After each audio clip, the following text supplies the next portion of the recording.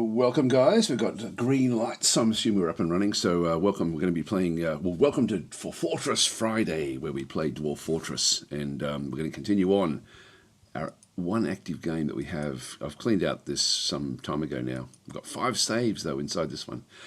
So we're going to go into the Fortress of Twinkling Hammer in the year 304.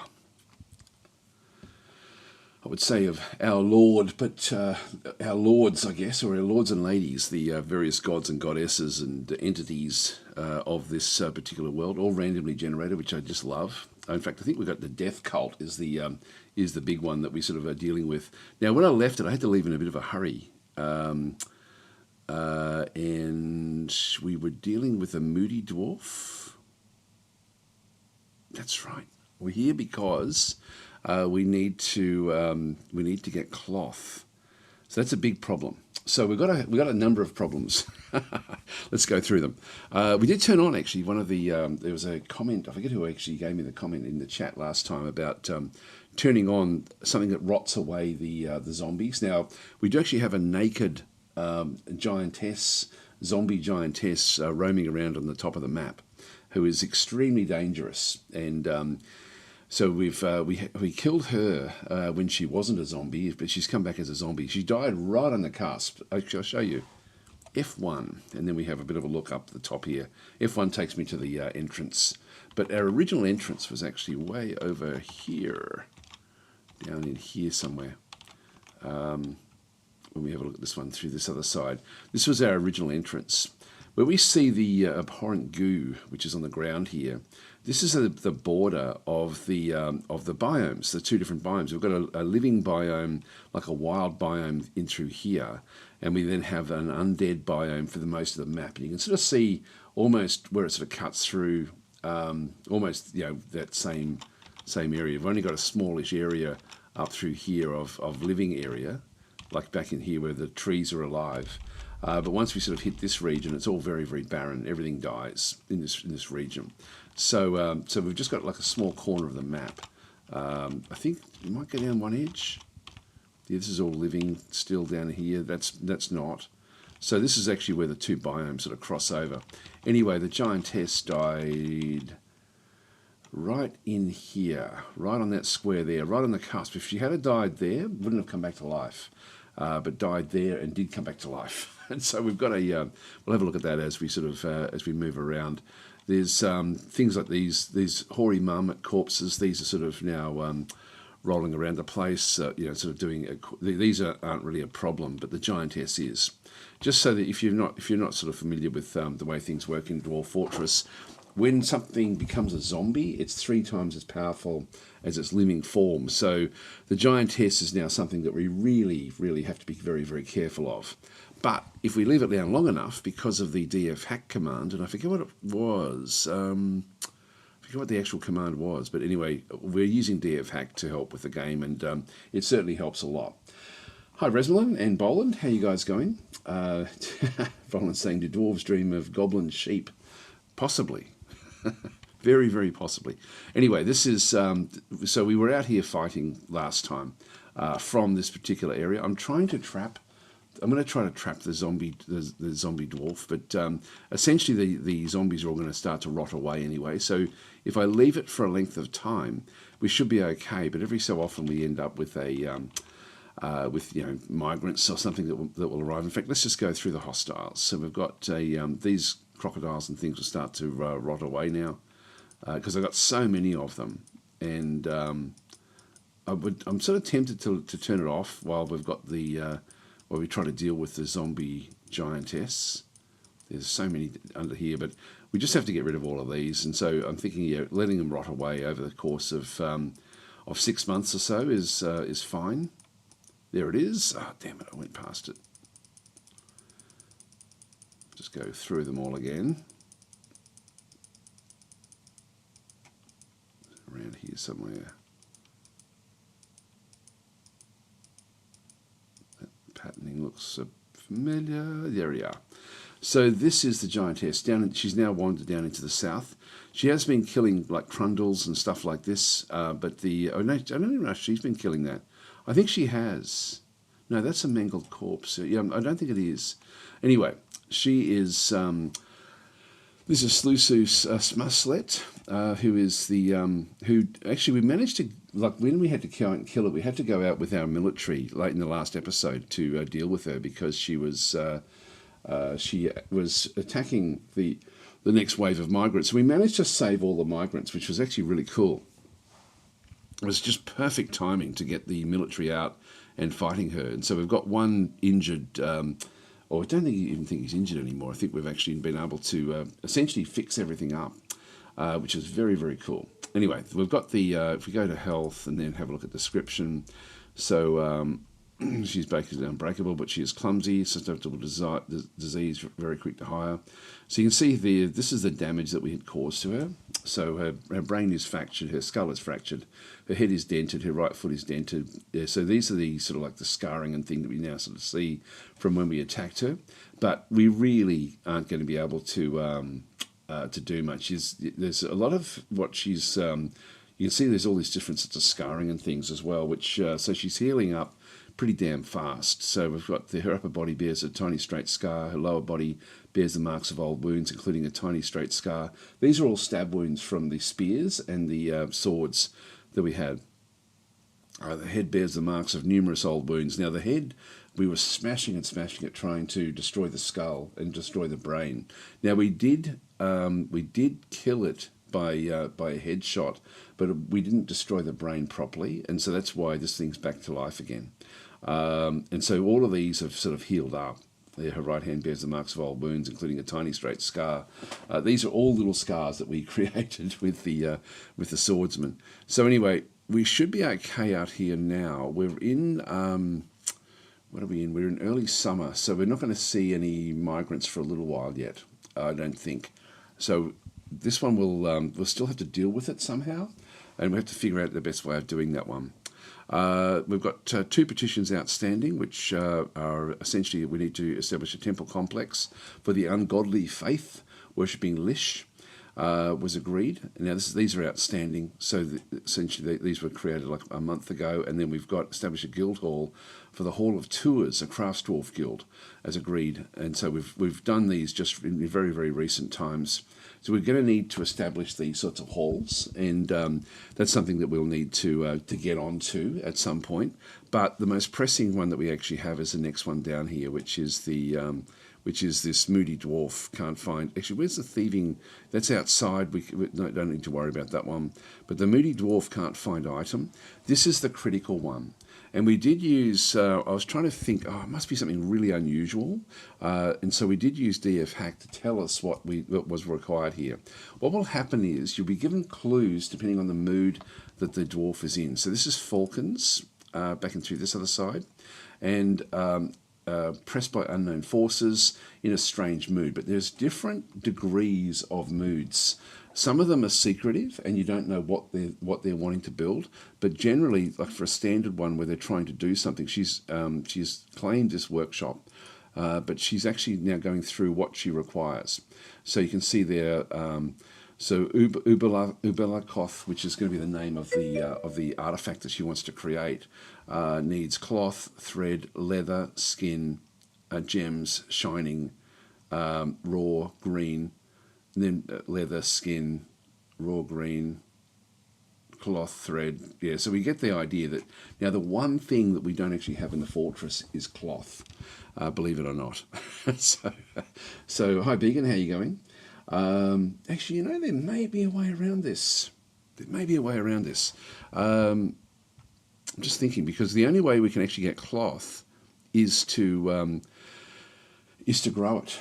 And it's now early summer. It's just gone to the 1st of hematite, which means that summer has just arrived, and we need to essentially get cloth before she starves to death.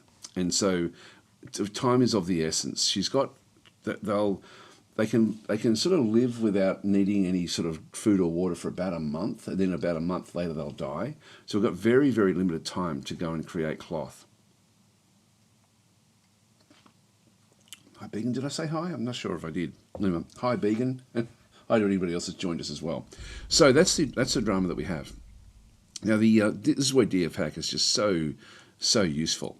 Like if I go into here and just go into the launcher, it's essentially like a what's it called? Where you just type in commands and it will then sort of tell you what you can then go and do. But I think it was mood was what I looked up. Show mood, that was it there. So and then strange mood is what's actually happened through there. So show mood is literally just run it and it just shows all the items needed for the active strange mood. It's a little bit cheaty, but it's useful. Like in this instance, let's just go and do it. And so this is what Falcons is going to need. So Falcons, the broker, is currently possessed with an intent to claim a clothier's workshop and become a legendary weaver, but not really. I don't know what not really means. She has claimed a clothier's workshop and wants the following items. Any plant fibre cloth, we've got 0 of 1. So the very first thing in the list she stopped, and she won't move until we end up getting a plant fibre cloth somewhere. So we've got to somehow deal with that one. Any leather, we do have leather in the fortress. Any cut gems, any green glass, any leather again. So another one in more green glass. Now I'm pretty sure we've got the glass. Let's just go through the list and just make sure that we have what we need. So if we just go into glass,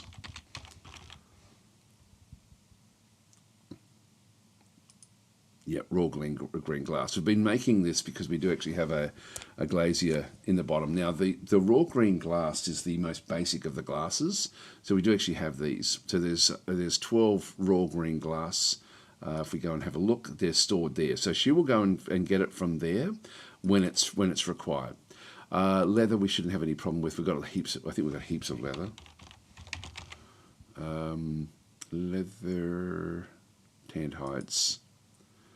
Yeah, these are various. Actually, that's all tanned hides there.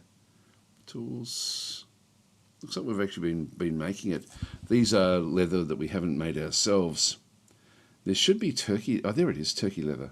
You've got turkey leather further down the list, and yak leather as well. So we do actually have a few. Anything that's not in brackets means that it's been done, been made in our fortress. Wild boar leather as well. So we've certainly got a lot of leather. So we don't have to worry about the leather. That is just again hovering around in bins back in this same stockpile. So we have leather bins back in through there. But the problem we have is with the cloth, because we haven't needed to.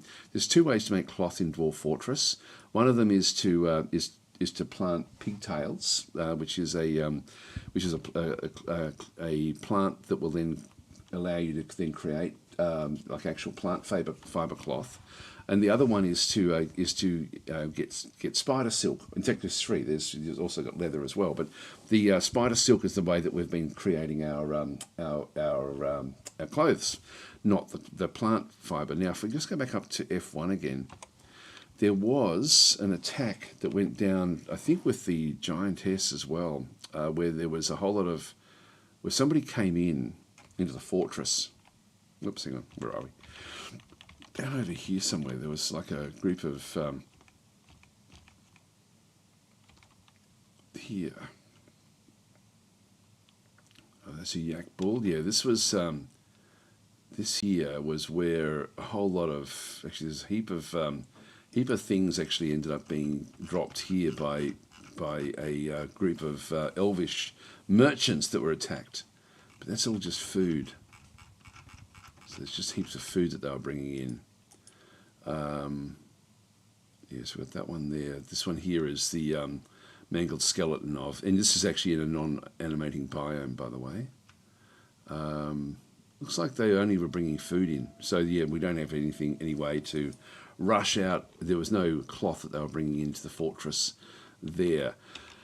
If we try to wait for the like this is now summer, we don't get the trade caravan until autumn. That's going to kill off our dwarf. So that dwarf will then sort of die of starvation and will then come back as a zombie. So that's not going to be good enough.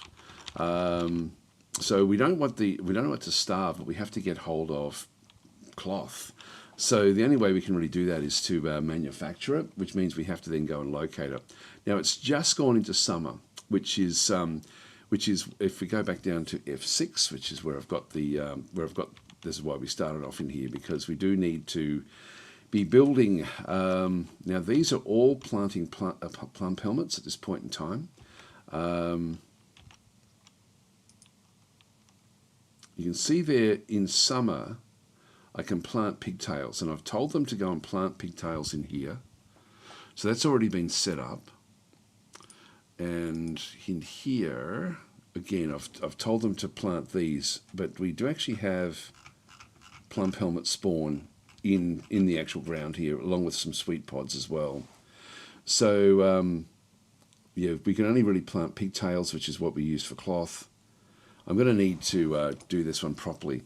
Now, because it's the first of summer, what we should see is pigtails starting to grow. There's dead pigtails out wild as well, but these have died off some time ago. But we should start to now see new ones crop up. So I'm thinking we just have to sit back and wait for the development. These are all dead because the previous season doesn't grow. There we go, there's some there. So we're looking for this, and this inside these walls here is safe for us to operate in. So this is a bit of a saving grace for us as well. So I'm just going to go across into here and go and do my plant harvesting there. So we'll grab that one, and we'll just have to micro this a little bit just to sort of see if we can find the any pigtails. So we're looking for that patterning. Where are you?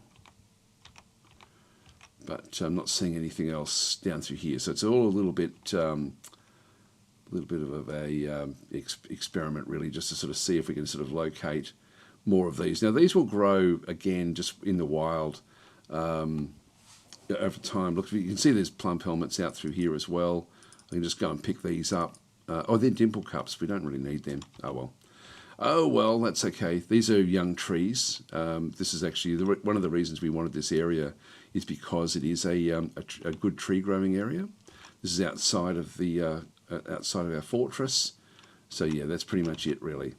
All right, so nothing much else we can do, but we will keep on coming out and monitoring what's going on here. There's plum helmets. I think. Oh, they're dead dimple cups. Sorry, that's dead dimple cup. Where's the plum helmets? These are all dead. Got the dead cave wheat back in through here again as well.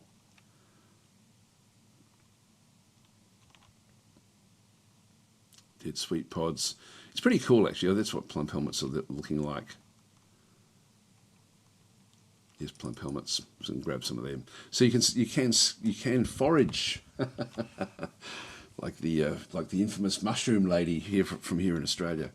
I don't know if you guys heard about that, but there was a lady who poisoned her extended family with poisoned mushrooms some time ago, and was just found guilty a few weeks ago in the courts. So very unusual. Now that's interesting. The guy the one that we had inside here is actually now rotted away, so that's it. That's interesting. So that one actually now has gone. So we're going to sort of see less and less of what's going on there. What I'll do is I'll just go and we're going to need to grow things. Let's go back to that one plum helmet. Now we do actually have, if we go back into our stocks and go to pigtails, you can see that there's stuff made out of pigtails. We're looking for plants. Now it says 78, but that's not true. In this barrel is one pigtail back in there. And so this is the, so what we need to do here is we need to make a piece of cloth out of pigtails. We may be enough to use the other one. If we have a look and see down in the bottom through here, this one's got spin thread, which is actually doing that out of, this is how we're getting most of our threads and everything else is to essentially just use the hair that we get, the wool, and then make it out of like yak hair or anything that when we shear the animals. We've also milking animals as well.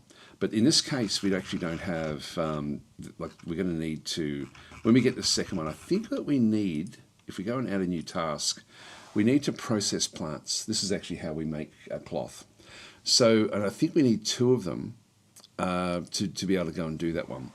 So ideally we would end up with sort of like, 10 or so pigtails, but if we get the second one, we may be okay. So let's just go back through all this. It's now summer.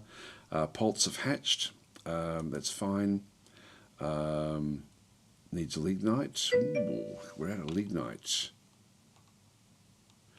All right, that's we might solve that as well before we unleash everything. These are all fighting outside. Turkey hen is fighting. Hang on, let's have a look and see what's going on here. It might just be the Dwarf. Yeah, it won't be the Dwarf. I'm not sure what that is.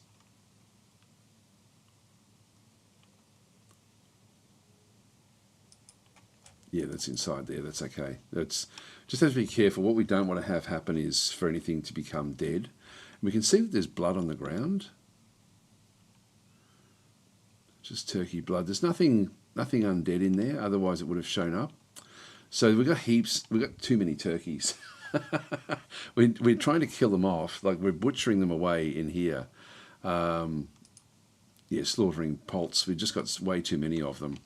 So anyway, they'll sort of end up disappearing. So anyway, what we need to do is let's go back down to F6 and just see when somebody does come across and fulfills this mission here. Just unpause for a second.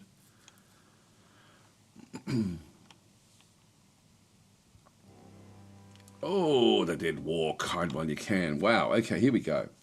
So we now actually have a whole other problem. Right, it's all happening here. It's all happening. This is still the first of hematite.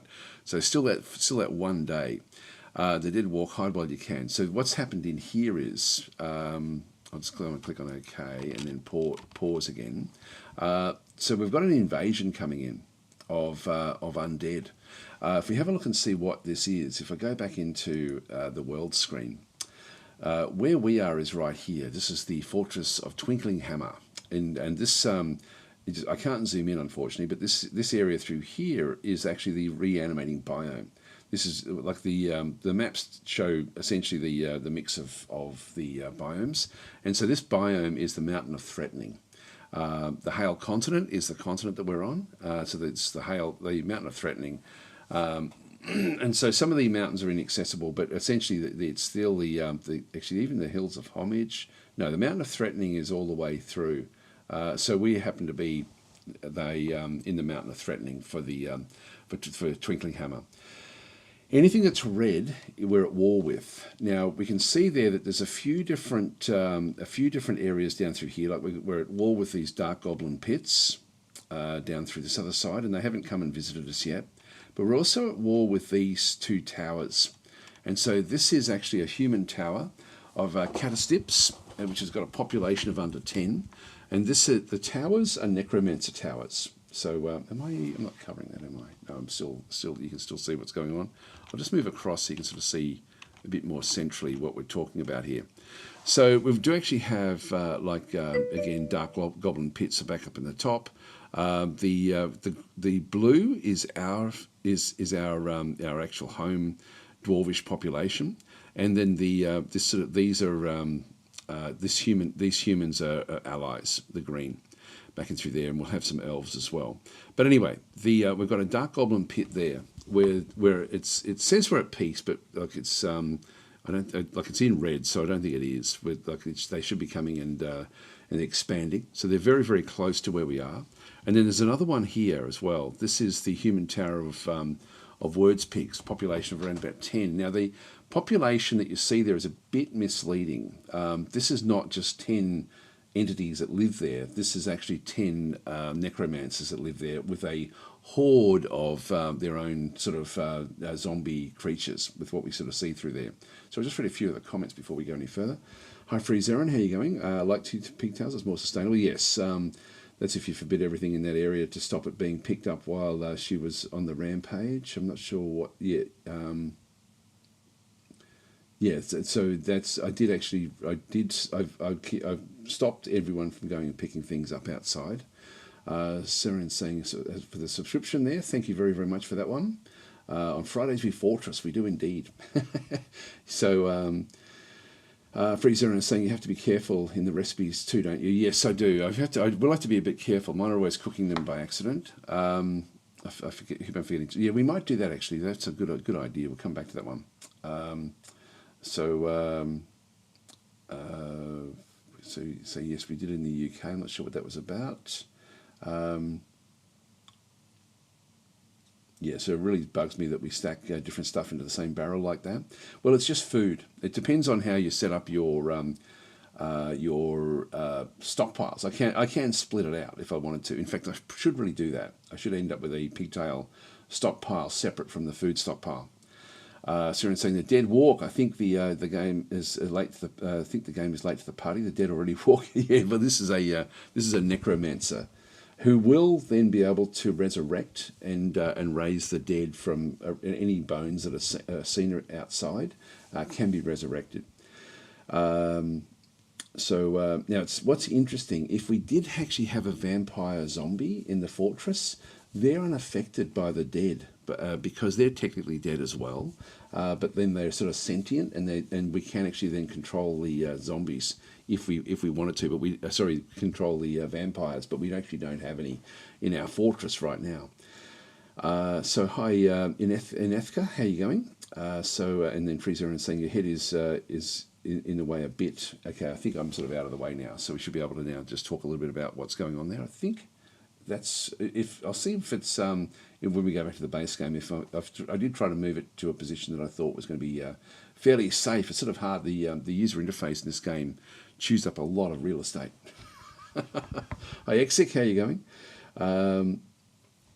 So my favourite dwarf fortress, yes. Pretty certain it's 5 now. Old comments. Yeah, okay, that's fine. So anyway, let's go in and keep on going. Now, I haven't seen if YouTube is live. I've got. I know Twitch is. Just let me, before we sort of go any further, I just want to double check that I am live here. And yes, we are. That's fine. Yep, okay, that's good. All right, so let's keep on going with it. So that's where we can expect that one of these will come from one of these human towers. So when we come and have a look, there'll be probably 1, maybe 2 necromancers that will come and start this particular attack. And so they'll hover around for a fair length of time, unless we can sort of deal with them. They're going to be fairly powerful. And so we've got both of these. Yeah, here we go. We're at war with this one here. This is actually the human tower of words pigs, which should be where these zombies have come from. Slight government, the narrow strikes, a population of 10. We're at war. I would love the eventually there should be a way for us to access the legends from within the game. And I haven't exported out the legends for quite some time. Actually, we might be able to still do it. Just bear with me. Let's see if we can actually get something going here. If I go into this one, because the words pigs, it shouldn't have changed much. I'm pretty sure what I did do was, if I go into downloads, games, Dwarf Fortress, and it would be under that one, apps, Legends browser, Legends viewer. I think it's this one here. Let's just see if this one works. And this is Arid Ashy. Yeah, this is from the. What I did was I exported everything out as legends at the start of our run here. But is Arid Ashy what we're playing as? So see if I can sort of get a. So we've got mountains, like a triple mountain area in the middle there. So let's just see if that's just showing up in that particular run. It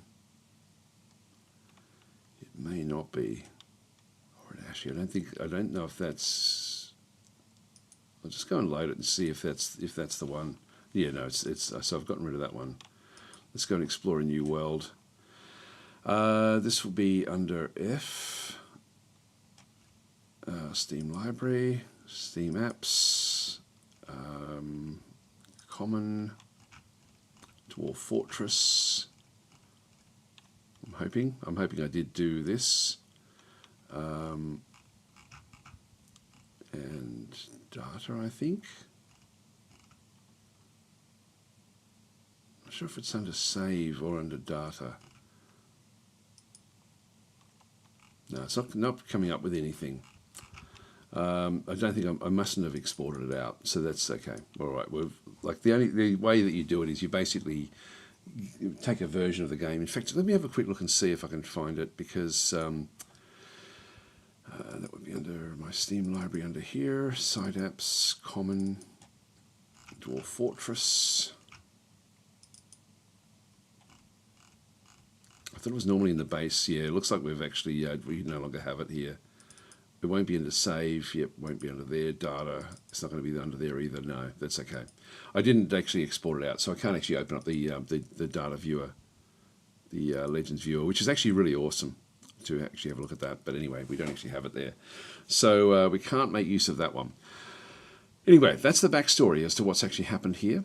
So if we do go and look at the Legends view, we can see how this particular location ends up coming to fruition. In fact, I almost feel like just doing it. I mean, I don't have a real lot of time today, so maybe we won't, but I might do it next time.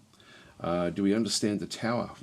We don't really in this one. I would like to sort of see what's going on, because I did notice if we just click on done. So my head's not in the way there, is it? We'll see how we go. Anyway, we can see when we come in that there's going to be a whole lot of different goblin bowman corpses back into here. So these are going to be these are the undead that the necromancers have brought back to life as their entities. Now these are going to, if you have a look at their description, and these are sort of being kept together by the necromancers. If we go and have another look back down here,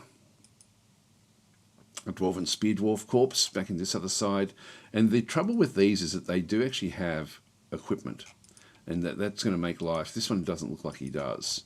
This one, yeah, this one is got a bronze bow, but they're going to be difficult to contend with. This one here is a spearman, so we've got a goblin spearman corpse. Again, this one's not all that well protected, but does actually have a bronze shield.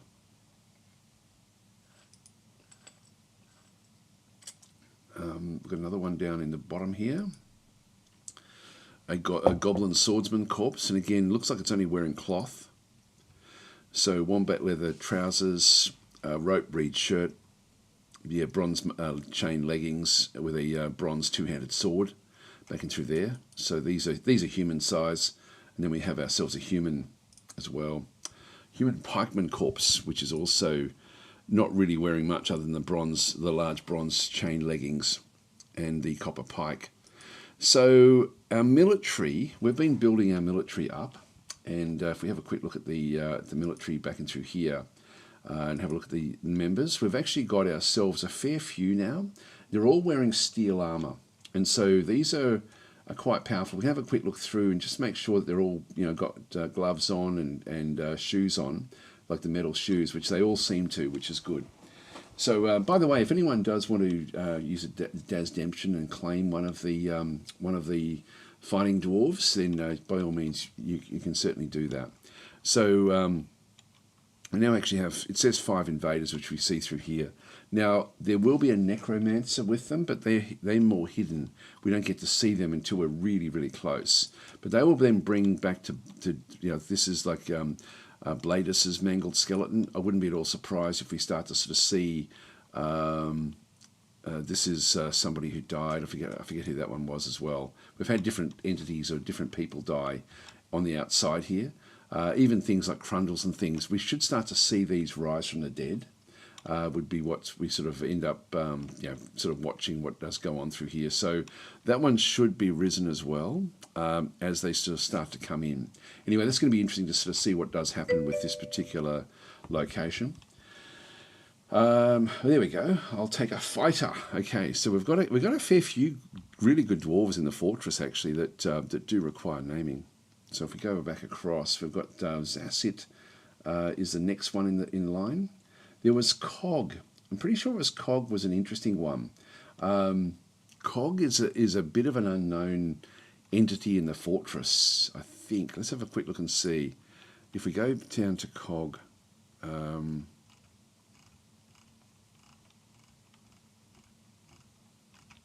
So I might give you Cog actually, because Cog, yeah, this is Cog. He's a Marks Dwarf, but he is. If we go and have a look at him, so he's actually in here waiting to be trained in the training room. If we go and have a look at his groups, so he was a member of a nomadic group before he joined us. So he's a former member of the Band of Confusion and a former soldier of that band as well. And then he actually came to us, and he's now one of our militia dwarves. And we put him in there because we thought his military skills were going to be fairly good. But he's actually he is part of where we are through here. I don't think he's got any kills yet. But I'll give you Cog because he's a bit of an unknown. He does actually have a younger brother as Klingzog, who's also in the military, and then Kivish as well, a stonecutter. So these are both here in the actual fortress. So I'll make Cog into Dragster.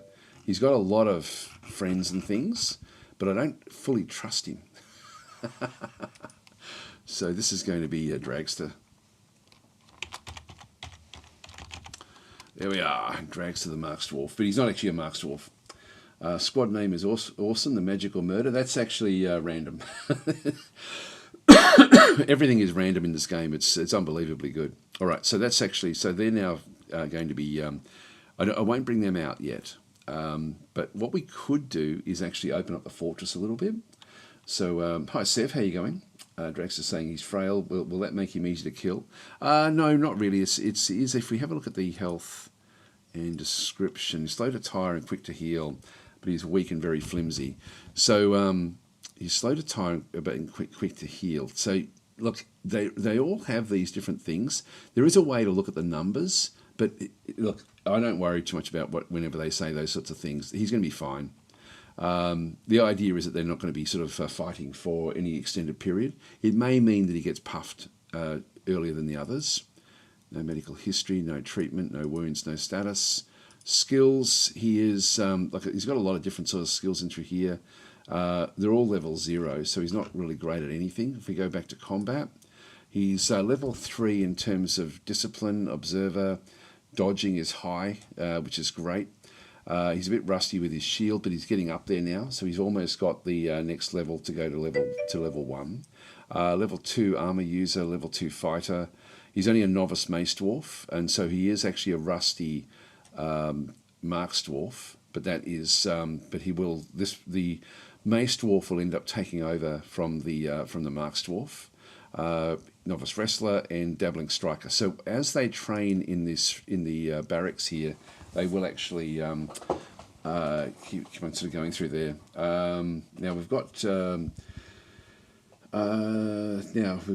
also Free Zero is saying, Daz, it says sold out. Yeah, what happened? I think this is like a 30-second cooldown or something. Yeah, just give it a minute and then we should be okay. Take a Marks Dwarf. No, we don't actually have any. We're purposely not using them yet, but they will be the next squad that we create. Now, Free Zero, aren't you already in the fortress? If we go and sort by name. Yeah, there you go. You're the weaponsmith. So you've already got one. So you're already in there now. So that's what you are. So you're actually you're a very, very important weaponsmith in the fortress. Yeah. So there we go. So no, there's we've got a lot of dwarves that have been named already in the actual in the fortress there. So that's the list of named dwarves. But yeah, there's been a few interesting entries that have come in recent times. So anyway, that's where we are with that one. We've got the dead walk, hide while you can. So we'll just go back out, and that will then just show us back out to where these guys are again. So we'll just go and get rid of that one. The poults have hatched. Okay, we don't need to know that one. And again, I'm just going to get rid of that. Stray poults have been slaughtered. We've got that one through there, and then we've just got the various guys are sparring. This I like that they've actually now split this off from the normal attacks. What I'm going to do is I'm going to actually allow these guys into the fortress.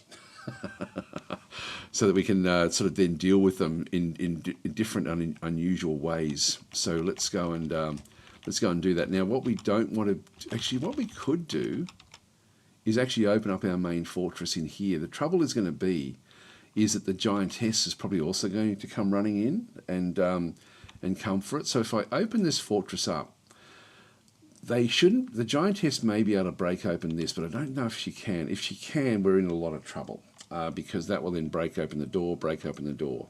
I'm going to lock that door. I should have locked that one some time ago. So that's going to be a forbidden door. This is where I get my sand from. As we sort of come back down through the fortress in through here, we have a second drawbridge down in here to block off this part of the fortress, and then we have a whole lot of traps down in through this other side. Whatever the shortest route is into your actual fortress is what invading armies will take. But trade caravans when they do arrive in wagons need 3 wide to be able to get there. So this is actually one thing you can always sort of set up like a trap system for invaders or for anything really, except for thieves. Thieves will be able to avoid the traps. But in this case, what I could do is open up my main fortress and catch all the zombies. Just sort of basically have them, because this is the fastest route into the fortress, but they don't get to see all the cage traps that are in there. So they should trigger all of those. There's only 5 of the actual zombies on the outside, so we've got more than enough traps there to fill all that. And so this is a longer road into the fortress, this particular area, which will then be, which is where the wagon has to go. So the wagons will go that way. So if we did that one, we then end up also, I can then sort of block this door off, even if we needed to. But that would then sort of open up the fortress. The trouble is if the giant runs for it. If the giant comes in, the traps won't work on something as big as the giant, so we won't catch the giant. And it will then be able, and if it is a door smasher, it will be able to then smash open this door as well, and then our military will need to go and act on them. That's why the military is here, near the top of near the entrance of the fortress. So there's that. We're going to have to look and see what does go on. So I could do that one as a bit of a test to see what actually happens, but the Giantess is literally just over here somewhere. She's not that far away. She was just down there. So that's where she is. And the fortress, the main fortress, is in the middle of the map. So our fort is there, and she is right there. So she's closer than the invading armies, which are over this way. So they're on the edge of the map. Yeah, I think what we'll do is let's just go and... One thing we could also do is open up the other entrance, which I might do.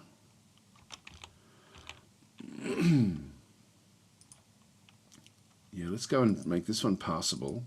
This is like a hatch that goes underground and then extends. Now this one goes down. We were building this. This was actually going to be a trap system to allow us to then go and so we've locked that. This was actually to allow us to move groups into the actual parts, into different parts of the fortress, and that just continues all the way down into the different zones here. So we do actually have access all the way down to the bottom of the fortress. I've done this so that we can actually ultimately have like we've blocked off this one, which actually then extends. So this here, nothing can break open a hatch from underneath. So anything that wanders in here, that cannot be broken open. So that's all nice and safe. So I don't need to worry about that. There's no problem with any of this stuff. That's just really the entrance into the actual fortress. And then we actually have the main entrance into here. We have a door which is currently open, and we have this which is currently open. By leaving it like this, we end up essentially having the ability to to allow invaders into the fortress. But I can very quickly just go and lock this one, and then our fortress is secure. But if they do come down, there's all these different cage traps as well down through here, and I should build more of them. But let's just go and see what actually happens, because at the moment now our fortress is open. There is things like, for example, that little corpse, this hoary marmot, which may also make its way down, which I'm not going to worry about. That will be then caught. But let's go and see what happens with the invaders. Often they'll stand on the side of the map there for a length of time. Here they come. They're moving in. Let's have a look at the Giantess.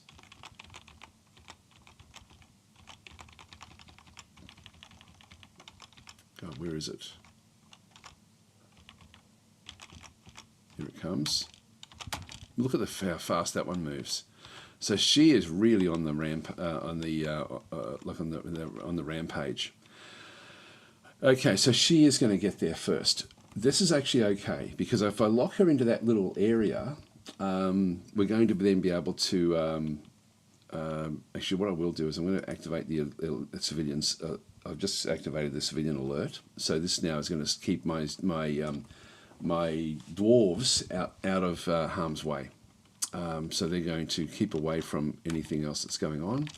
So yeah, it's making a beeline straight for that location. Turkey hen, why are they fighting? If one of them comes back to life, if they kill one of them, it's going to be a bit of a problem. Why is that one also? There's some sort of pet that they're trying to round up. All right, let's just go back up to F1. So there goes this one's going to get to that entrance well before the others. But let's have a look and see what actually happens here. Just making a beeline straight for it. This is why things happen in this game that just it's so fast. It's still the first day. The first day of summer. What a beautiful time. Oh, now it's zipped off that way.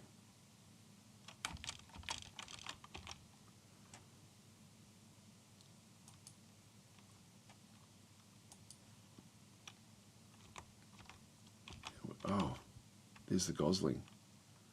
Oh, yeah, that's right. I forgot about this. We actually had ducks and things that were outside. There's one in a tree. And it's now flown out of the tree. There was one floating around in here. That'll be it. Well, that gosling is not going to last. It's running away. All right, so we're going to have to essentially just allow the gosling to keep on running around. So it's faster than the giant, but it is in horror. So this is someone's pet. This is overcome with terror. Yeah, so this is one of the dwarves. This is actually their pet, but it didn't make it inside. It's I think because I opened up the door again, it thought it could sort of make its way back in. I don't know if anything else has. There was two of them outside. Maybe one of them did make it. Let's have a look and see if we can spot any other animals that are making their way through. Now this is again this is our initial entrance into the fortress, and when we have a look at this one through here, turkey hen, what are you doing?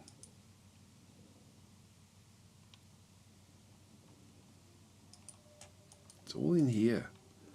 Yes, it's causing issues. It's causing issues. So anyway, that's we'll leave that one with that one. More poults have hatched. I've just got so many of them. We do have a poult explosion. So Zuki saying, "Hey Daz, have you ever played the King of Dragon Pass or Six Ages games?" I haven't. No, I'm aware of them, but haven't actually ever played them. They're very different from Dwarf Fortress in gameplay. They sort of feel similar. Both have very random and wacky in a fun way, and generate stories of a community as the game progresses. Also, both have steep learning curves.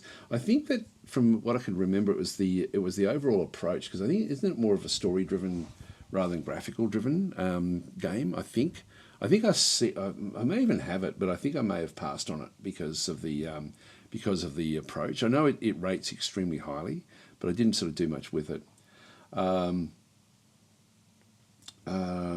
Yeah, so X6 saying, yeah, they're pretty good at like playing a book. So Eidos is saying, is this an animated den evil biome? Yes, it is. As per usual, that's what we tend to play. So it's not enough room for them. They're fighting for space. Yeah, maybe. I don't want to keep on getting more and more of them. I just don't need this many Polts. I could actually go in and tweak. I might do that once we actually deal with all of this, all these invaders and things. We'll sort of see what we end up having. We've got the actually on YouTube. We've got Charles is saying if she was the building destroyer flag, she can. Well, there's problems with the building destroyer thing. Like a lot of the Forgotten Beasts don't have it, and I don't think any of the Titans have it. And I think a Giantess is a Titan. I may be wrong about that. So Throwaway saying, do you play RimWorld? So I play it, but never enough. I've started a game with the most recent one, and I'm really impressed with the new one with the spaceships, but I haven't actually got, and I haven't gone back to it again for a long time, and I keep on doing that. I used to play a hell of a lot of it, but I haven't played it for a while, except recently. But I do mean to come back to it. Having said that, I've actually just before I just started doing this live stream, I've got my hands on the new Warhammer 40,000 Mechanicus 2, and I think I'm allowed to show it. I don't think I'm under any sort of embargo with that one, so I'll probably be playing that a little bit over the next day or so. So so there's so many great games coming out at the moment, like really amazing games. So Taxon is saying, this Fortress on an Evil biome, yes it is, reanimating biome, so anything that does die is a bit of a problem. Thomas is saying, hello, your playstyle in Dwarf Fortress stresses me out, all that evil stuff. I know, it's really crazy, but it is fun.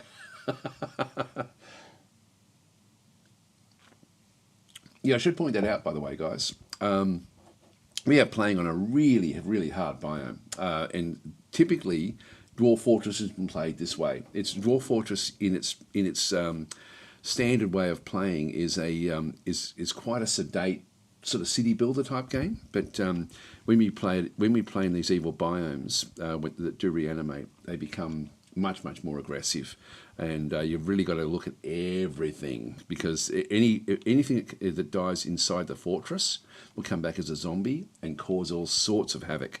So that's why we need to get our military up and running. Actually, the other thing too, we did run out of lignite. I might just go down to F8, which is where we're doing all of this. Is actually our smelters.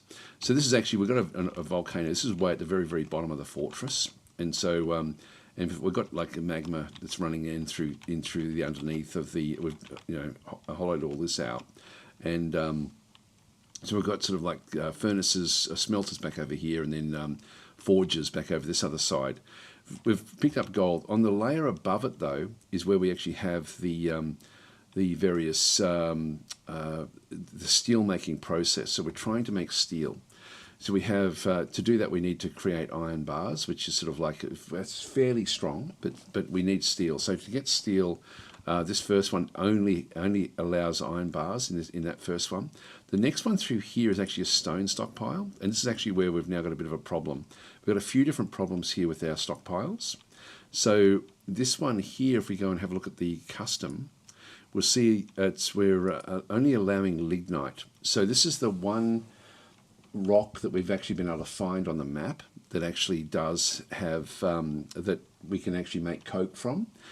If you don't actually have lignite, you can often bituminous coal is something you do find. We don't have any of that, but we do actually have lignite. So we need to mine lignite, and it'll only be on certain layers. So we've run out of lignite, so we're going to be needing to go and get more. Actually, we don't have to get more because we do actually have the we've got a lot of coke in the next one down. But lignite is the rock that we require to then create the coke, and so that then has to be burnt in one of these furnaces to then create the this is a coke stockpile essentially. If we go and have a look at this one, you've got coke has been, so we've made a lot of it. So that's pretty full.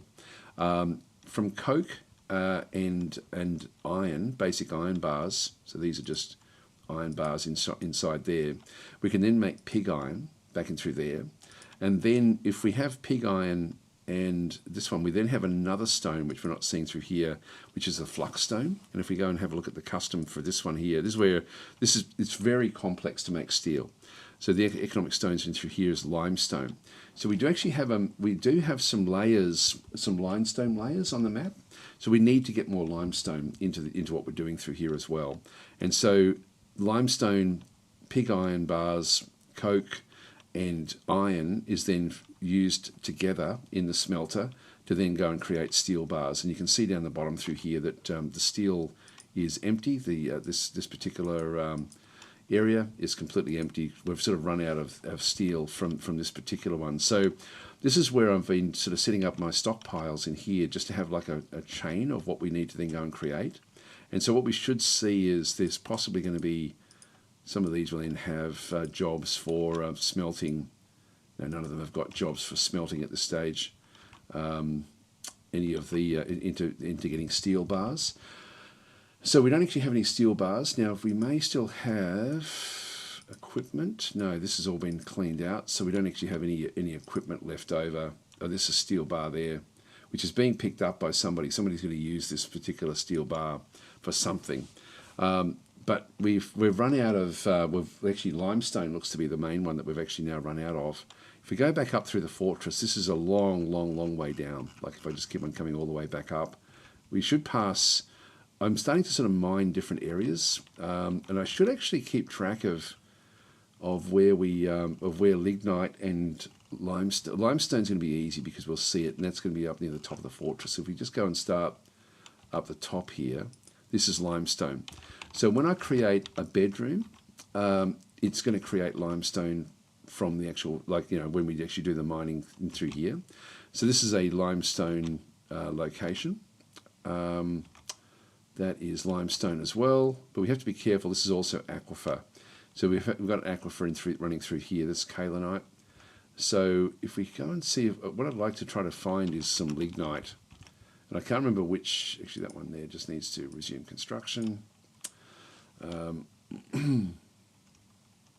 That's limestone there, and we've got limestone here. So we've got a lot of limestone when we do start to dig it all out, if we wanted to.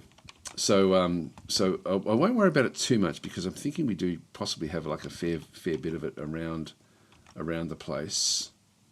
Ultimately, then we're off the limestone here. I do need to resume construction there. Just see these as we come back through. That's firelight, mudstone. Sort of been just auto dumping just to clean up the fortress a little bit. Yeah, lignite is the only way we're going to see it is if it's sort of in the walls somewhere.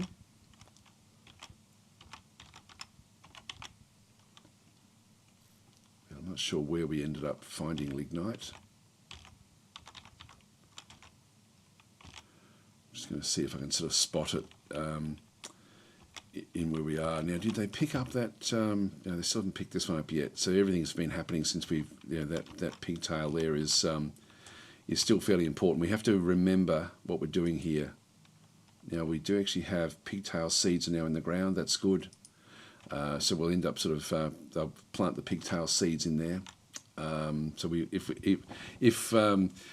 if it really does struggle, at least we're going to be able to make our own. It's still on the first day.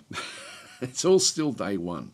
Now, what else do we need to do here? We've got the... I'm not seeing lignite anywhere through any of these. And I forget which version, which area it is. I would have mined it, so I'm thinking I would have actually ended up with a mine, a lignite mine. So I'm just sort of hopeful that we find a layer that was used for mining. These aren't going to show it. This is a mine, but we can sort of see down through here we've got garnerite, which is not really what we want. So that's a garnerite layer where we did some mining. Gold on this layer. So we did find gold on this layer as we sort of going back down through it. Not finding anything else there. This was also gold. There's more gold in those walls, but not lignite. Lignite may be further up. It does follow geological setting. So it would be compressed. It's essentially compressed coal made into rock, made into like a different sort of rock, and I can't see it there. Yeah, so it looks like, I'm not sure where lignite is. I'm assuming lignite would be up near the top of the fortress, to be honest. I would imagine. Yeah, and we just got to look for it in the walls. And it's we're not going. It's not going to be like there's not going to be a hell of a lot of it. Saltpeter, mudstone. This is probably too. This is. I don't think we're going to find lignite in these sorts of areas. The ore next to the pigtail plant, is that lignite? Let's go and have a look. F6. F6 would be about the level that we would expect lignite to be on. Just have a look around and just see. Native gold back down that way. So we've got the pigtail plant down in through here is phyllite, native gold. So they've got sort of gold in the walls in down this way, but no lignite. So I'm not sure where the lignite actually is. We might have to look for that one again at some other time and try to figure it out. Yeah, lignite will sort of show up just in the rock. Yeah, it's rutite. It should be around this sort of level though, like where we are. It's it's also gold. We've got a lot of gold. Microlone. Just keep on coming back up a little bit and just see if I can sort of spot it. I mean, I can look it up as well, just to sort of see what sort of rocks lignite will then sort of be in. But I thought it was one of these sort of layers where we ended up. Oh, there we go. Yeah, this is lignite here. So you can see that we've to get lignite, it's this layer here that is our lignite layer, and yeah, it's lignite over there. So for us to go and dig more lignite. I'm going to need to create a mine. I might as well do that now, actually, just while we're here. And so we'll now we've got the civilian alert is still on because we've left everything open at this point in time. So I'm going to have to change my burrows because the alerts essentially work on a burrow system. So if I'm going to create this one, I need to just make sure that I go into the burrows. And so this is my burrows. This is my safe zone. So I'm just going to go and paint more safe zone areas into here. So we'll sort of get our lignite zone established.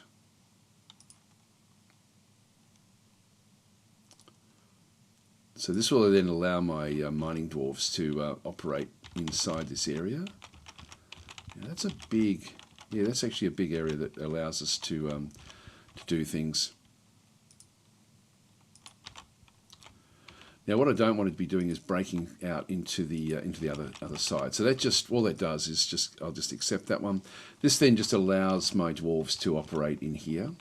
I'm going to just set up a mine in through this other side. So to do that one, I'm just going to tell them to start mining straight up, and then we'll try to find the lignite in different areas as we do that. So I'll just let that one establish, and then we'll just use some of the other commands to fix things up. Hi Wayne. Wayne's saying yes, finally the naked zombie update. Yep. So we've got. So we'll go back up and watch what's happening up in the top of the fortress again. Yeah, there's a lot going on now. A hell of a lot going on. All right, F1. Let's have a look and see what it does go on here. So the Gosling is a long, long way off.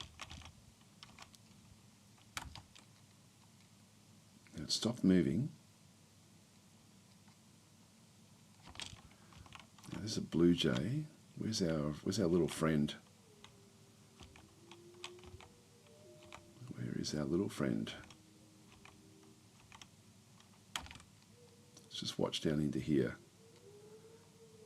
Whoa, there we go. Now, what came into here that would cause this sort of issue? Let's just go and step through. This giant is really, really moving fast. So I'm just going to use the full stop key and just step it through. Here we go. Bang. Oh, we actually got it. Wow, I didn't expect that. Wow, okay, there we go. We caught ourselves a giantess, a naked zombie giantess. That is awesome. So, wow, okay, that's really, really cool. Now, this is where the so what I have is for my dwarves, I'm allowing them to go pretty much anywhere through here, but not in here. So they're allowed in this room, but not allowed below this room. So that's the giantess problem gone. Now, I didn't think that the giantess would be able to be caught like this. That's pretty cool, actually. Yeah, Sev's saying we've got a new contender for future arena. I know now. I'm thinking we did actually use a DF hack command to allow the zombies to rot away. And I prefer that not to happen now, now that we've got a giantess like this, like a zombie. Don't know what to do about that. Actually, I really was surprised that that's actually happened. Let's go and see how the rest of the invaders are going. They're making their way slowly over. Well, let's catch them as well. They're just going to slowly make their way across to the entrance. They can speed up a little bit, but these are shambling zombies.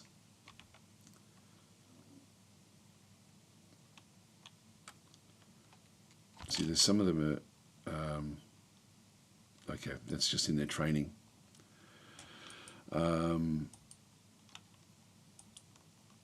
It's running abhorrent goo outside. Turkey hen is fighting. It's okay. It's now the third day. Constructs, yeah, so they need doors, they need lignite. Council's making coke from lignite. So we're going to, and Doctor makes, it needs flux boulders.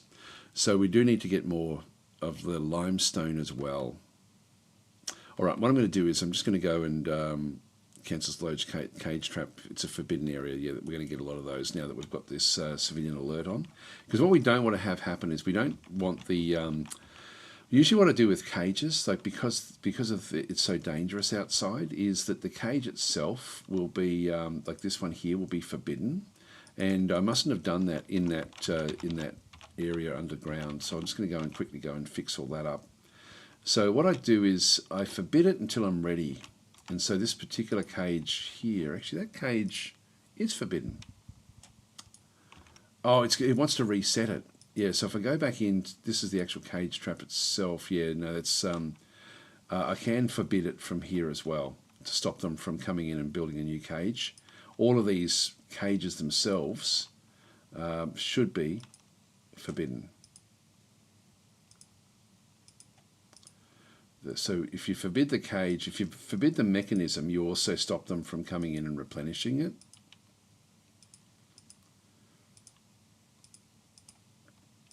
But this just means I then have to manually open it up. Now that means that the gosling is probably going to come back inside. Oh, maybe not. I'm not seeing it anywhere.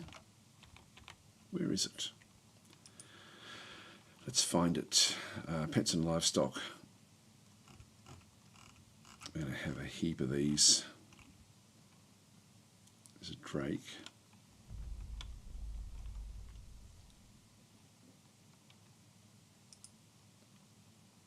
There's one there. Okay, that's not it.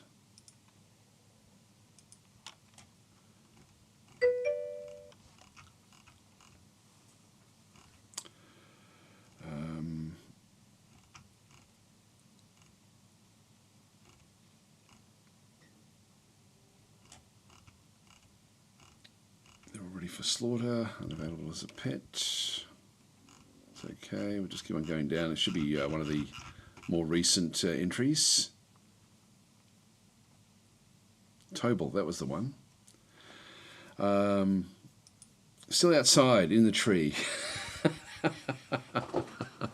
Well, we'll leave it all open and allow the allow that one to hopefully come inside at some point. So it's made its way across up into a tree to keep it away from the giant. So it did escape. Maybe it'll live, maybe it won't. So Eidos is saying, Des, you might consider using the Auto Butcher. Yeah, I'm going to have to come back to that one because I do actually have it on. Like if I go into Auto Butcher, is it in the main one?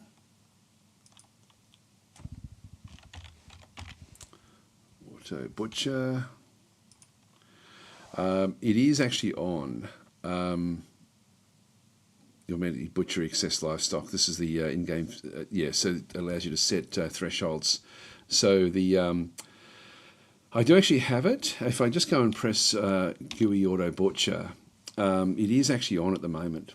And so we're allowing, so that's our total stock. I won't go through this because we do actually have the turkeys will be in here. Yeah, 212 turkeys. And so we have like limits of what they'll then try to keep. And so butchering ordered 176. So it is actually on, believe it or not, even though we've got a heap of them. Yeah, actually, maybe it is the butchering itself is just going to take too long. Maybe we put a butcher shop on the edge of the, on the outside of that particular, well, it actually is on the same level. Like if we go and have a look. Sorry, I'll just keep on going with this invasion. We'll watch the invading forces as they move in.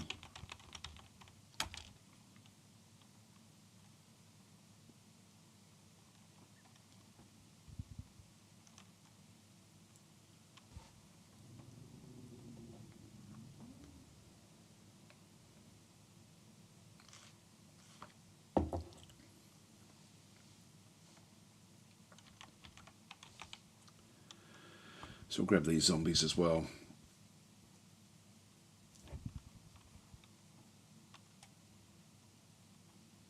Now let's have a look down at F6 while these are still working their way across. Did we end up picking? No, we still haven't picked this one up yet. It's been 4 days, guys. 4 days. We need them to act a bit more responsibly. We do have a lot of pigtail seeds in here, so that's going to take like a good month to grow, unfortunately. And we think we've got pigtails in some of these as well. That's cave wheat, pigtails there, but only one seed in that one. Anyway, we'll see how we go. Back up the top, F1. Where are they?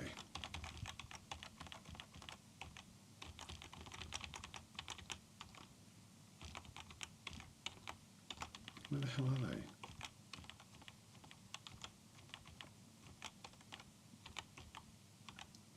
That's the entrance. Here they are. So we'll deal with these with traps.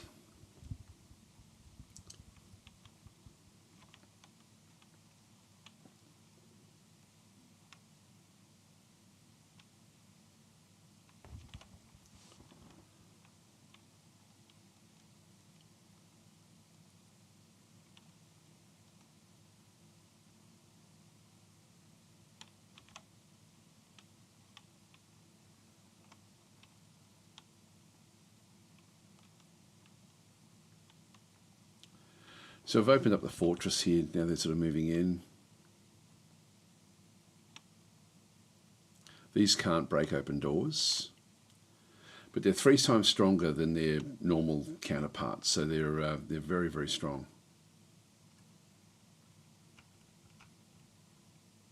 There we go. Oh, there's a hoary marmot. Here they come.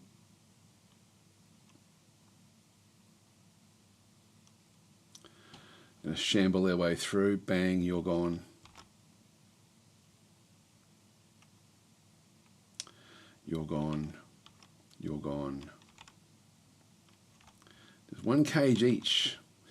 Guys, you can come on in.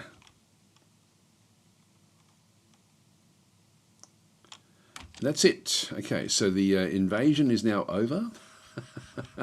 But somewhere outside is still a necromancer. They will leave now that that's actually happened. Is the gosling still up in the tree? Is Toulon back home yet? It's around here somewhere.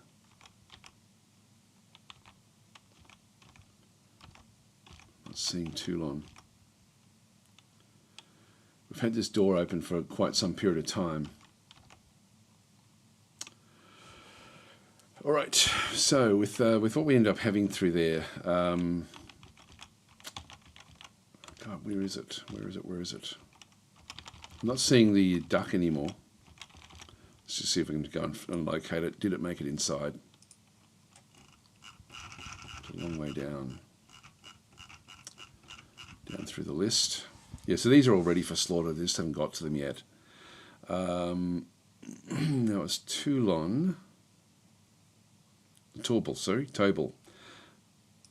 Still in the tree. Still in that tree over there. So that is a little way off. Now, I'm going to probably just leave it open for a little while and just see if we can bring the necromancer in as well. I don't really want to open up the fortress just yet, but what I might just do is to, I'll leave it all open, and hopefully that duck will then make its way inside. Somebody wants to go outside and pick it up, though. Yeah, let's just let it happen. Let's just see what actually does go on now. Let's go and clear the civilian alert. That allows the civilians to go and act. I'll just go and go back to squads, and then just close the squad command off. So we'll just leave those where they are. Let's go and pick up all these things. So the cages now just need to be made into stock standard areas.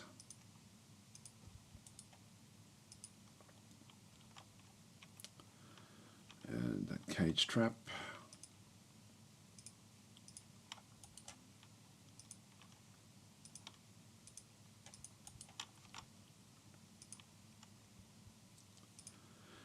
And we'll now open up the fortress properly.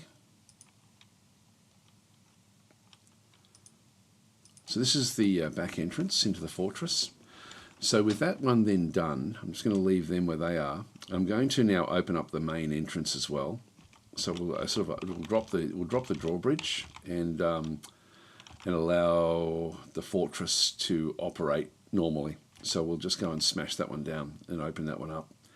All right, so we go back down into our layer through here. So this is actually going to be the drawbridge, and then this is the trade bridge. By the way, I do recommend that you name your levers to the same as whatever you name your bridges. So if I just go back up to F1, this one here is called drawbridge, and so I've named that location. That's my trade bridge. So when I go down into my trap, into my because this can end up being very, very full of levers. So that one there, we just want to pull the lever, do it now, and that way somebody's going to come in and do that particular one. Okay, production mandate near deadline. What do we need to do here? Make short swords. Oh, okay, so we've that's going to annoy the mayor if we don't do that. So I'm just going to go down to F8. This is again where we need to get a steel. We're going to need to mine more of the limestone.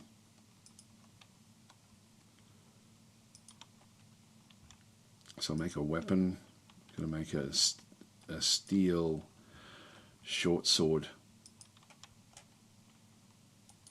All right, we'll just go and mine and get one of those. So that's something we do need to get done. To do that one, we are going to need. Do we have any steel? I think we're out of steel. Yeah, we're out of steel. We're out of lignite. So let's go and also mine some from this sort of area.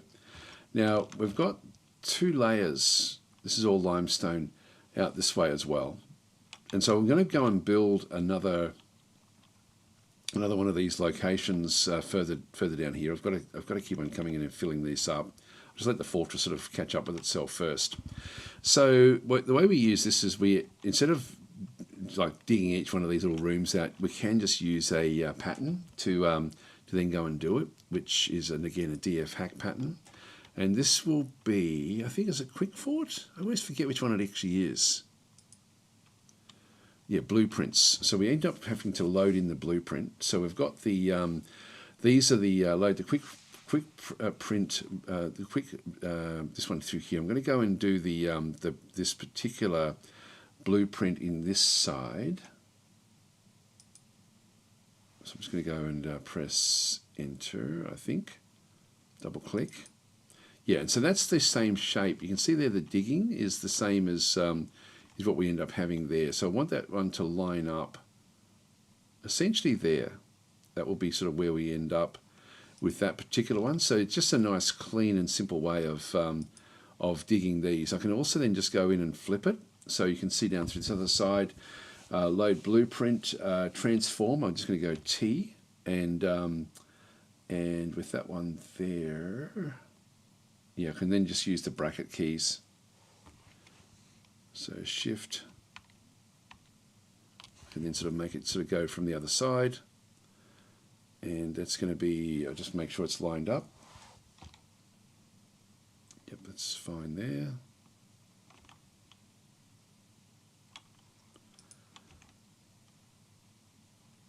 All right, so that's just getting the patterning that we need. It's just a simple way to do that. And then we just manually dig these in.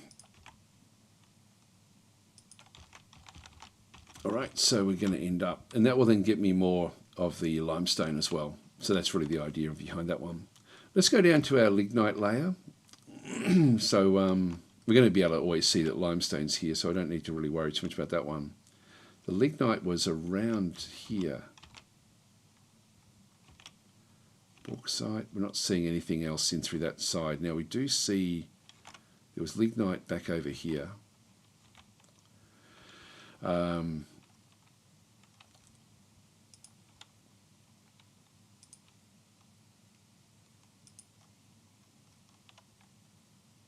sort of allow it to go every little way. So I'll leave, say, three in between. Actually, if it's every second one, we'll find it, because I do need to get hold of it. So I'll just leave 2 in between. Diagonals can be accessed, so I don't want to do that either.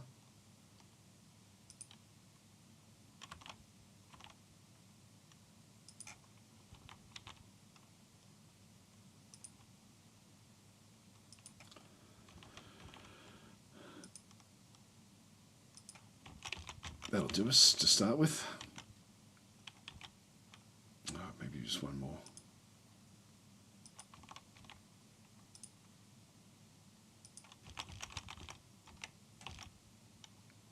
And what I might just do here is just so I know that this is a lignite layer. Actually, we've got lignite at the bottom there as well. But I can actually I can put information in to allow me to know that this is actually what we've got. So I'm just going to go and do that one. I'm just going to go and do mining, but I'm not going to access it. And so what I can do with this one is just go back in and change the designation. Actually, not the designation, sorry. Just go back to mining and then just go into the advanced options. I'm just going to make this into blueprint. So quite often blueprint is a good way to see what you've actually got. So I can either put it in, I often just put it into the dark rock. But if I'm just going to put in and start to type, like I'll just use the mining is going to end up looking like this. But if I do like an up zone or something like that, to dig a channel. So this one, it won't, if it ever ends up here, it won't actually do anything. So I'm just going to start to, actually no, that's not the one. Just let me get rid of that.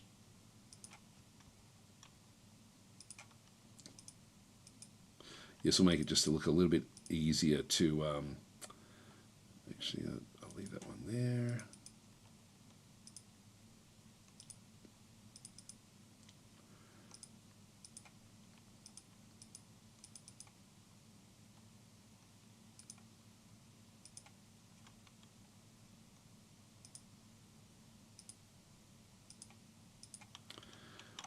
It's not really all that easy to sort of see, but I've just written the word lig. I might make it smaller actually.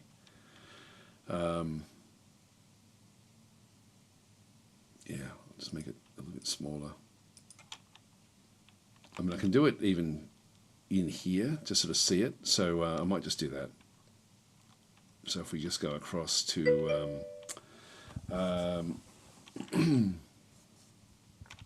just go in and do the same thing again. So we'll dig a ramp down this time. And again, we're just using, it, like this one won't be anything. So I'll do it 5 by 3.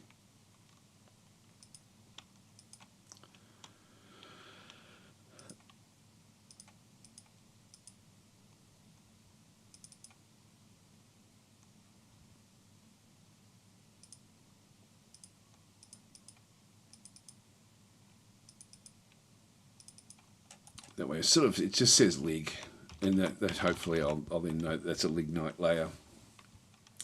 So it's just patterning. It's actually, that's still not going to be good. I'll just remember it. I'll try to remember. We can sort of see it in the walls. If we need to find it, we'll be able to find it again. We're looking for rare single tire resources to need such a tight dig. Yes, we are. These don't end up. The lignite is in clusters, not in veins. Most ore is in veins, and that way we can sort of just give an order to go and mine out a vein. But in this case, we are literally just looking at little clusters of lignite on this layer. Like we can see there's a fair bit of it there. I could actually try to give it the order. Like if I just go back in, just turn that one off. If I go into, this is auto, so dig only ores and gems selected, and auto mine any ores and gems. Now these aren't really ores, so these ones, I can't really use even that command. I do just have to go and literally dig out the lignite when I see it. So it's different to ores and gems, unfortunately. So I can't just tell it to go and dig all that out. Like with ores and gems, I can just go and give it an order to go and say just start here and just keep on mining that vein out until you sort of run out of what you can then go and do. So anyway, that's all good. God, they really are on top of each other, aren't they? I'll just leave them doing what they're doing.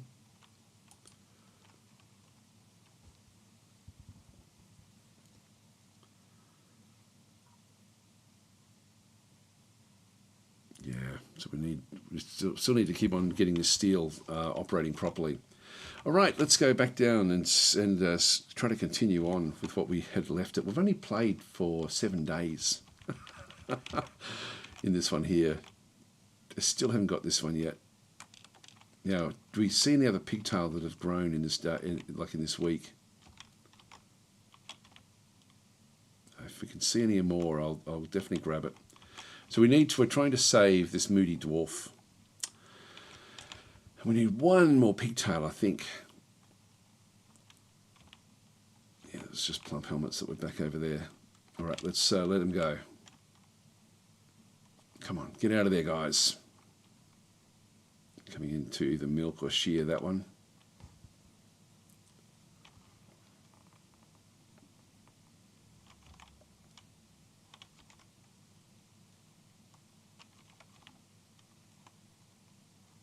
Okay, somebody's come out to do that one. And this one now, good. It's still alive underneath there, which is good.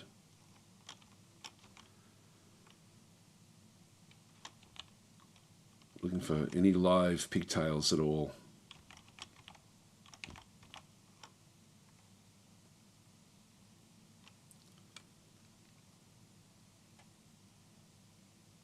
This is Iden, the siege operator. Have a quick look again. Turkey hens.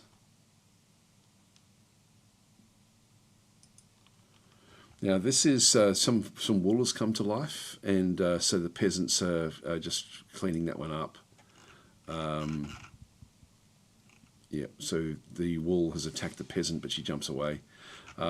They will eventually, someone will get angry enough to take it out. Yep, so the metal crafter punches the wool in the head with his right hand. The severed part sails off in an arc, and that's the end of it. Unfortunately, that's when we shear things. We end up with that sort of problem. Now, this one here is now carrying the pigtail. Human caravan. from Nessimgil has arrived. All right, so it's all happening here. I'm going to click on OK for a second, and we'll go and have a look at this one. So, human caravan, we'll get rid of that. Rock doors has now been completed. Yep, they're all fighting. It's trying to make chert blocks. I don't need that anymore, so I'll just leave that one where that is. I might even get rid of the chert block command.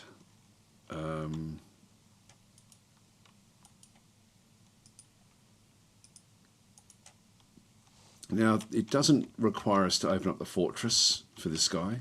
That one can just wander his way through, and that will be fine. So he'll make his way into the fortress through that back door. So if we come back up into here, I'm pretty sure we've left all this open. Yep, that's still all open. And these have all been cleaned out, and we now have new cages in here. So again, I'm just going to go and reset these cages. So all of those zombies have now been placed into our cage area. There we are. Yeah, Syrian's saying, did we ever figure out what your moody dwarf needs? Yes, he needs cloth, which is why we need the pigtails. So again, a great resource if you're new to the game. So I'll just leave that open. He can then wander his way through to get to the trade caravan the long way, rather than opening up the front fortress. So they'll end up sort of coming back through the sky. These guys are not doing much. I'm assuming some of these will be hauling the... I don't know, I'm not sort of seeing them hauling anything really. Gee, that one's particularly white, which can be a zombie, but I don't think it is. All right, continue on. Now we've got the, so that's the trade caravan that's now arrived.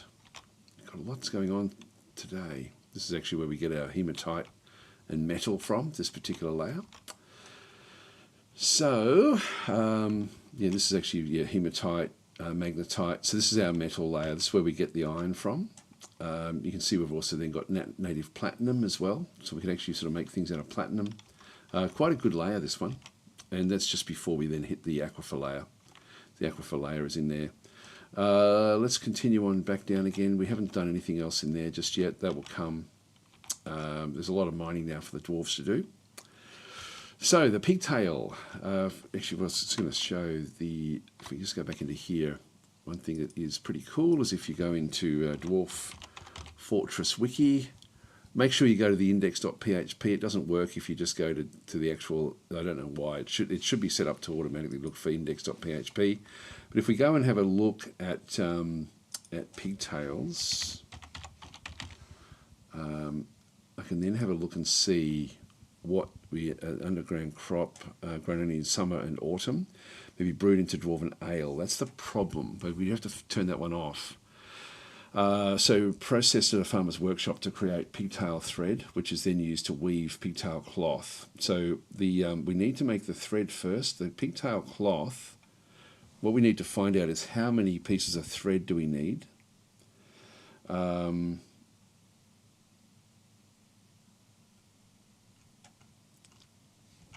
It should tell us in here.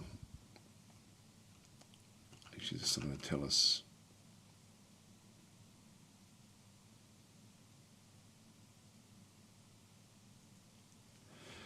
There's also a very good chance. We only need cloth.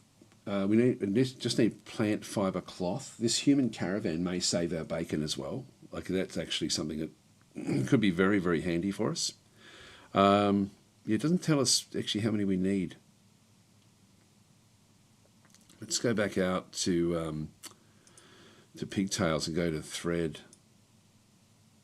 So thread.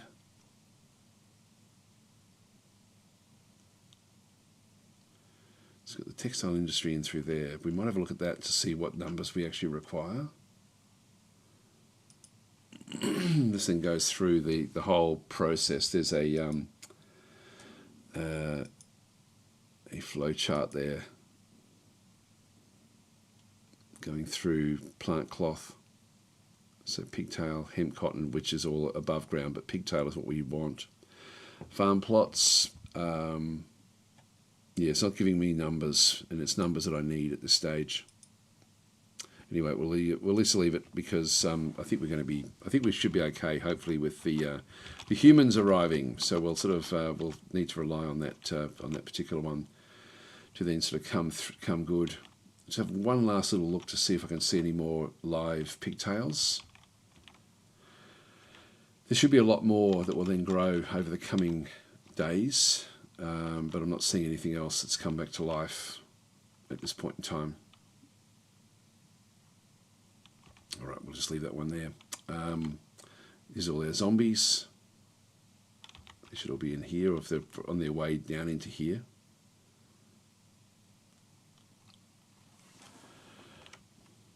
That one there is it's boar hair. Yeah, that was when one of the boars was shaven. All right, let's leave that and come back up the top. To the caravan. Oh, that's open now. So the cook is going off to clean itself. This one here is we want to reset this particular location, which is now got a cage in there. So we'll just go and forbid that particular cage.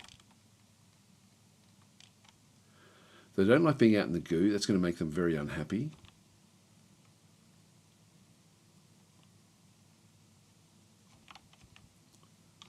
The caravan will come this way.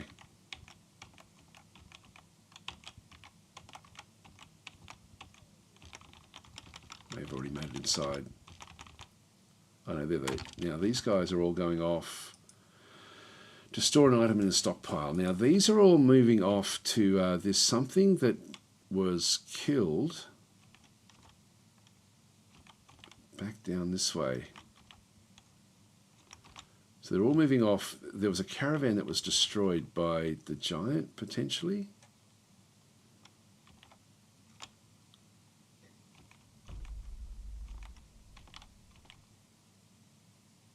Yeah, here comes the human caravan.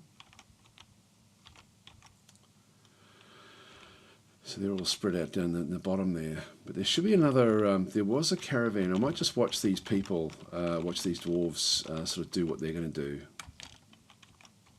Just see where they go.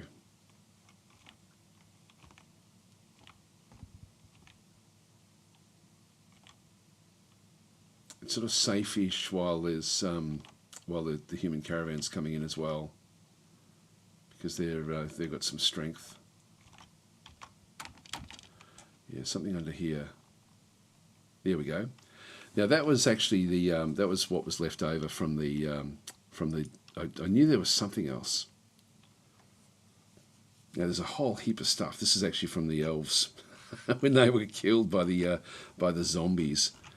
There's heaps of stuff in here. So I'm just going to let them pick it all up. But there's no actual cloth, and that's really what we need. Because we've got backpacks and stuff, but no actual cloth. So we'll hope that the new guys will be able to help us with that.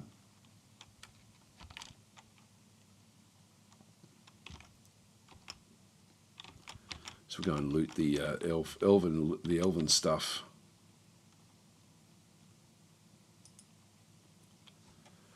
Loading a cage trap in there.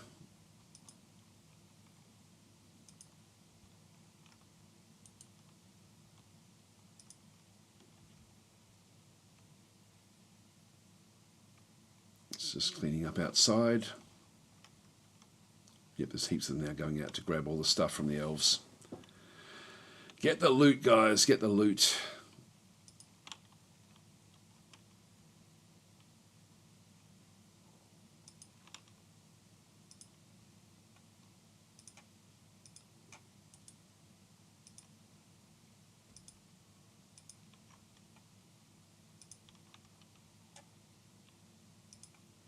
I'll just lock that one away.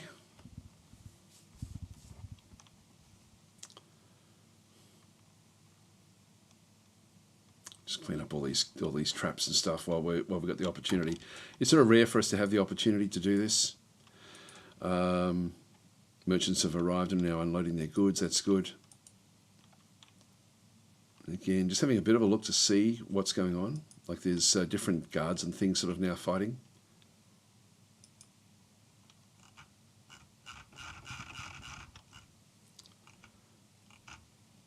Chinchilla corpse, where's that?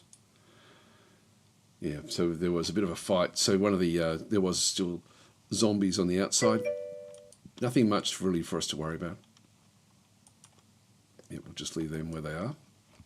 Syrian's saying, I find you have a really check back often on the caravan layer because the random plant spawns die off really quick if not gathered. Do gathering zones work on plants like that, or do you have to be designated for gathering?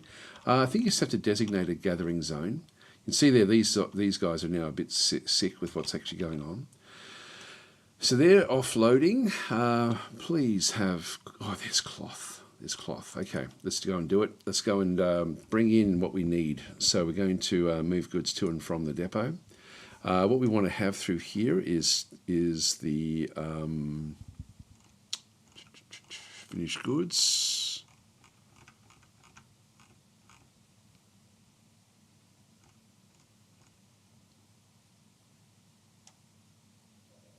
Oh, it's bins actually. That's what we need. So leather bins, armoured wood bins. So this is actually armour, which we don't want to sell. There's a cloth bin there.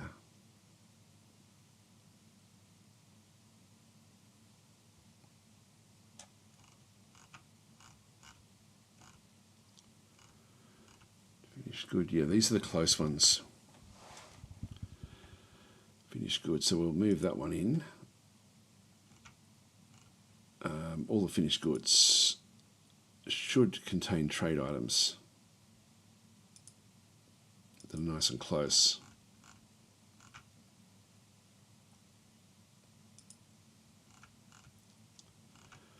That should do us. Okay, so we move those different bins into the area. This is actually the area that we are looking for. Oh, there's heaps of cloth. Yeah, we should be fine.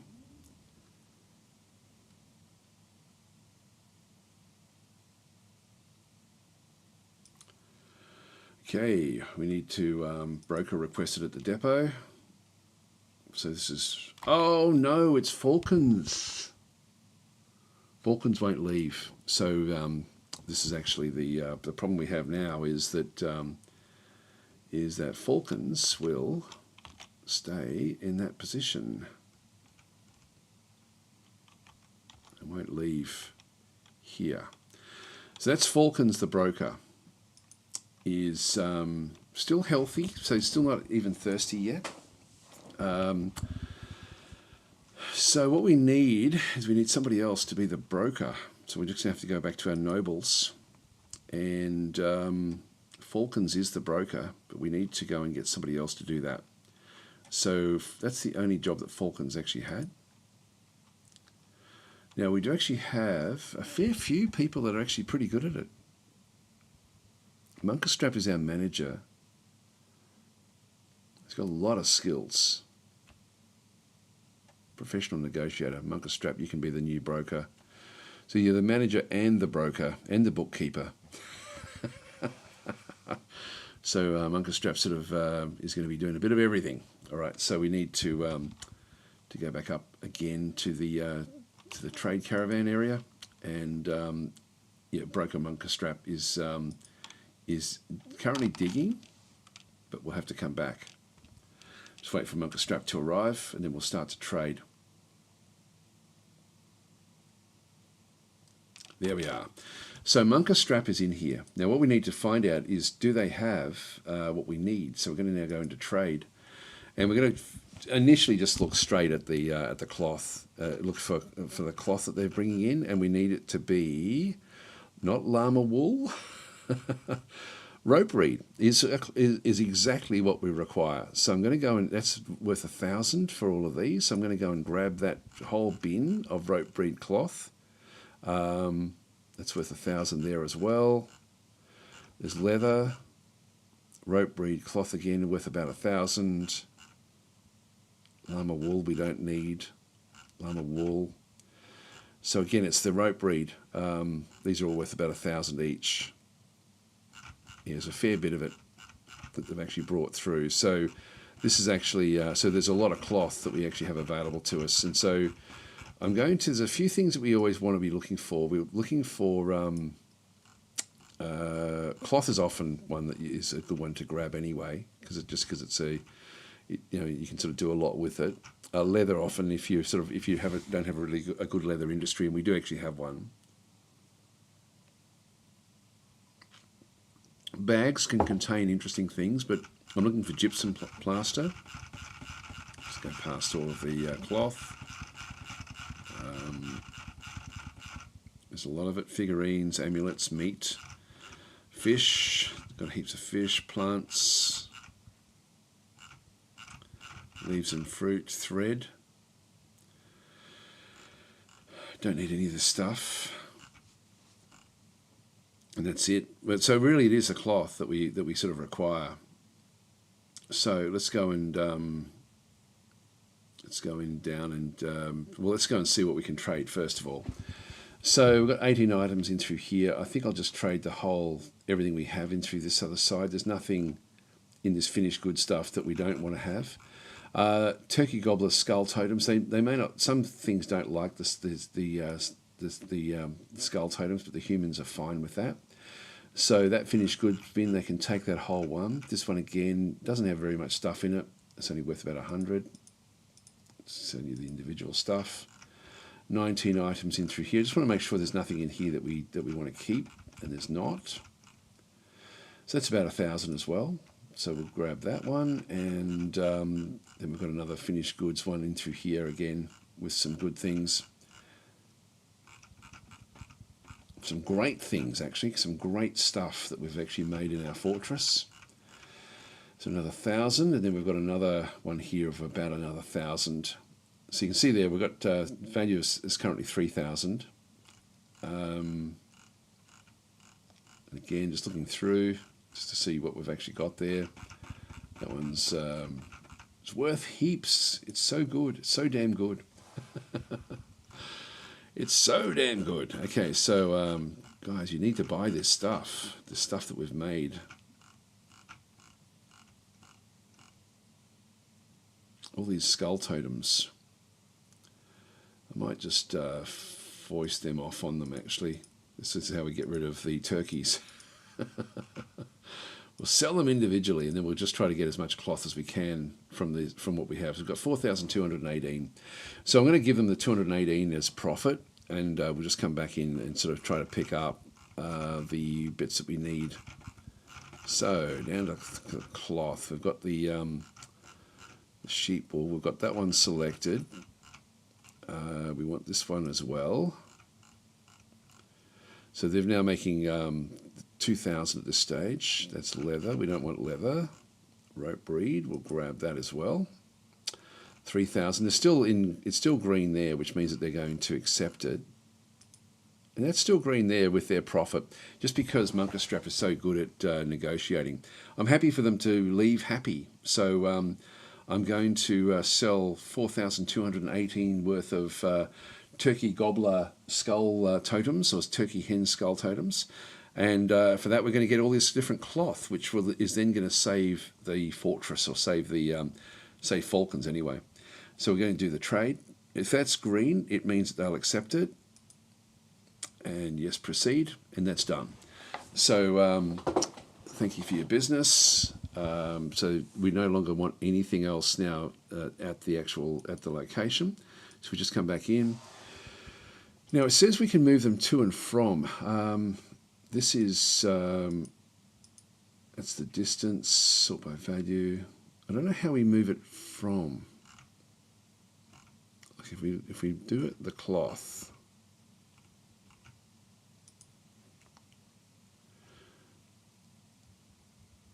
We're not actually seeing it listed here, because this is actually bringing it in.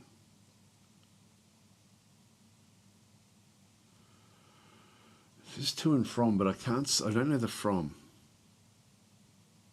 So now we've got all this cloth here. And that's all we're going to need, I think, just to get started here. All right, so no trader needed at the depot.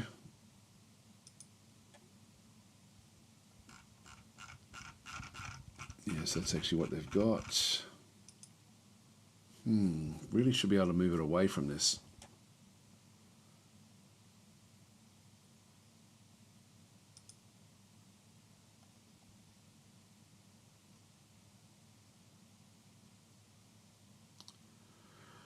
Distant. I'm not sure if I can use this to do it. This is actually moving things in more than away. Let's just unpause. There we go. So the Moody Dwarf is now going to go off and grab what we need, which is this trade caravan has saved our bacon. So it's going to move up to the trade caravan and grab a piece of cloth. So it's hauling a piece of rope reed cloth. We might as well watch it build what it needs. It's now going off to get something else as well. We already knew that it was it's being followed around by a cat. It's going off to grab some leather. There we go, yak leather. I think it needs 2 pieces of leather. So that was good. That was very, very good, the way that sort of did work. That's okay, we don't need to worry about that one. Yeah, so there's this is the training that they're doing. Still need more things. We're going to need to get more leather. And what else was there? There was leather, gems it requires, which we have. Okay, there we go. Square cut rock crystals. These are the gems. So yeah, green glass it required as well. That's right. Did it require 2 of those? It required 2 leather and two green glass. So now it's moving back out again. This is sort of why you sort of need a bit of everything, like just for when they have these moods. Yep, there we go, raw green glass. Now I think it needs another leather and another raw green glass, I think, to build this particular item.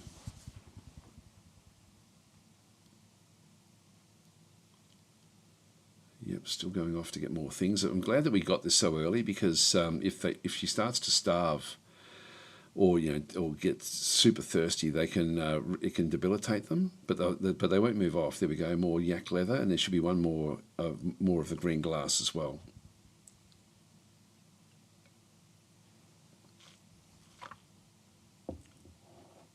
Okay, Vinyl Rabbit's been re-elected. And this should be the last one.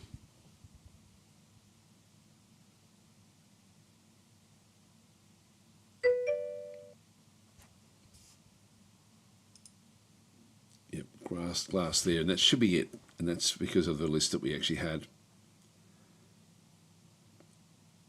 And so in this case, we were sort of lucky that she was talking about what she needed to. She has now started work on the is now working. So Moody Dwarf is now working in through here, and so this one now changes its muttering to so Falcons just keeps on muttering Ubel Kakoth, which is the name of what she's actually building. And so she's got all these different things in through here, like the rope breed cloth. This is, I don't know why this was there. The ginkgo seeds bag, that's not required. But she's now building something out of all of these different things. So that will then happen. Now, what's going on here? There's a hell of a lot of stuff. Oh, there we go. It's the full moon, or the full moon is now finished. And so the goblin in our main area just turned into a... Why can't we see that? F2, F1, F2, F3. There we go. This goblin in the cage here turns into a were llama every full moon, but the full moon is just finished, so that's fine. It's transformed back into its goblin shape. Everyone, of course, is looking around, thinking, "Yep, that was pretty cool." Falcons has begun a mysterious construction. Turkey hens re-elected. Klingzog has become a hammer dwarf. All right, so this is just through the training. Klingzog was a spear dwarf, I think, beforehand. So there we go. We've got cave spider silk cloth. So that's how we're making most of our cloth. Again, it's just there's a lot of the turkeys fighting amongst themselves. Ready pouring goo. We may need to get another stores item in a barrel. Horrified.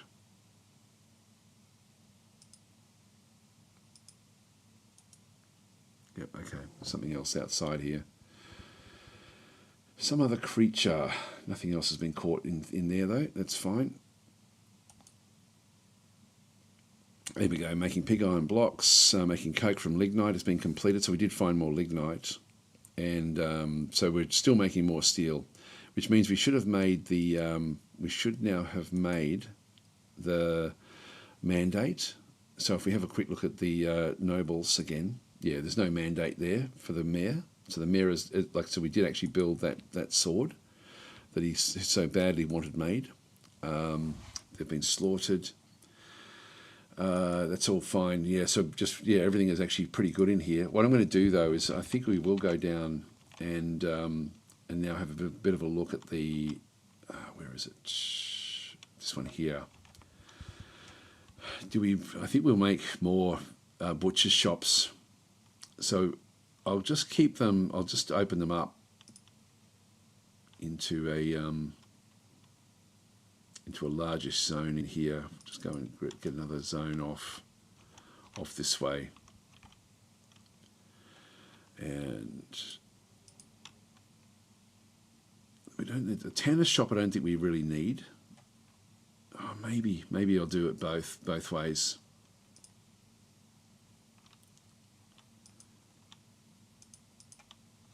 Let's go and do it this way.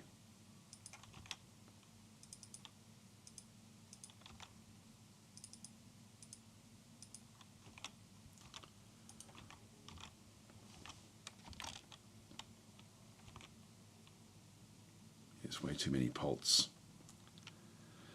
They're all over the place, so we need to, there's so many of them are set up for butchering, but we're just not actually, we've got to take them all into here. So it takes a bit of time just to butcher them. For our sort of fortress, this is actually a very safe way for us to butcher things, and we should end up with heaps of these little skulls. We should ultimately end up with leather as well. Yeah, it's just heaps of them.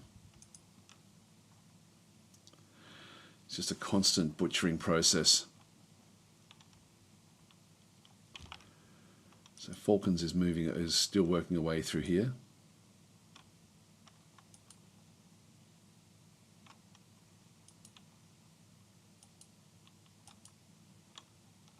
Right, so that was all averted, so we're actually okay there now.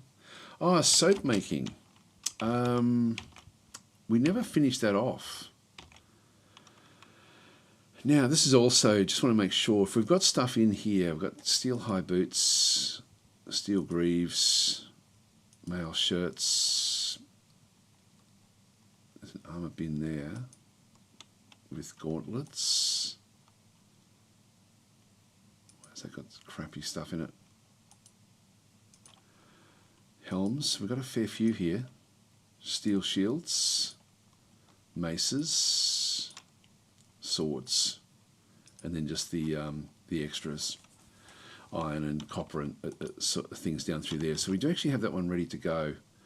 This is the wood furnace, the soap maker. Now, did we end up making soap? Let's have a look and see. Oops, hang on. It's stocks.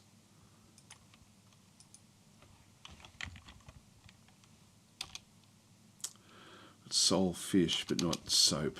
Right, so we need to... so I never really got that one finished. So we've got... that's now making ash. This one is now making lye.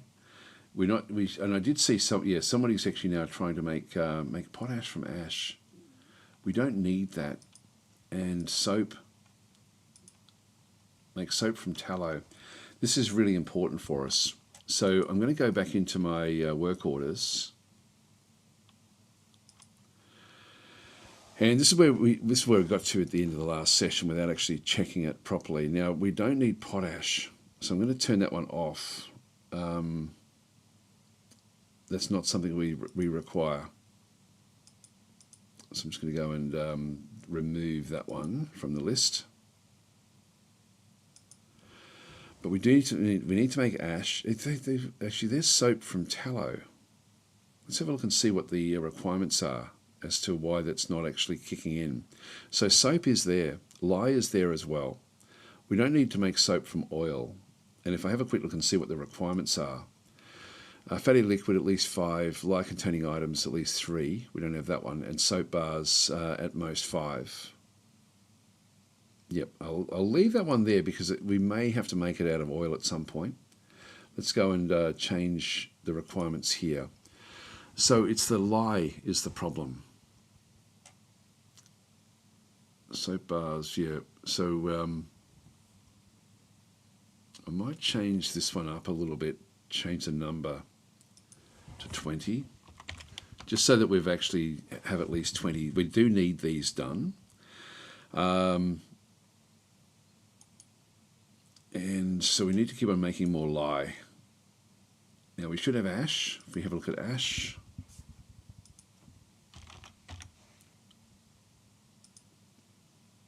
we've got heaps of ash. We've got 8 ash. Lye, I'm going to cancel that one and just make the lye is going to be important. So if we have a look and see how much lye we've got, we've got 7. So that should be enough. Where is it? It's just sitting there in the buckets.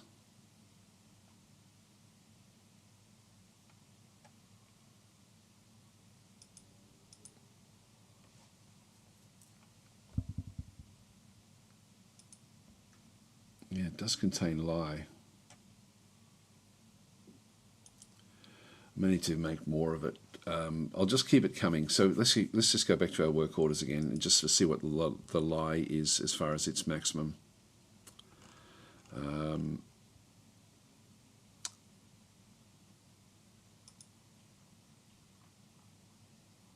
Ash at least 5, lye containing items at most. I'll make that one say 10. So empty buckets as well. So that eventually we'll get there. So I'll just leave that one to do its own thing. So we don't need to sort of get involved in that one. Although I might just go and add a new task, make soap from tallow, and just actually have it so that at least we'll then kick in. So that's all fine. Let's go back down and see the Moody Dwarf.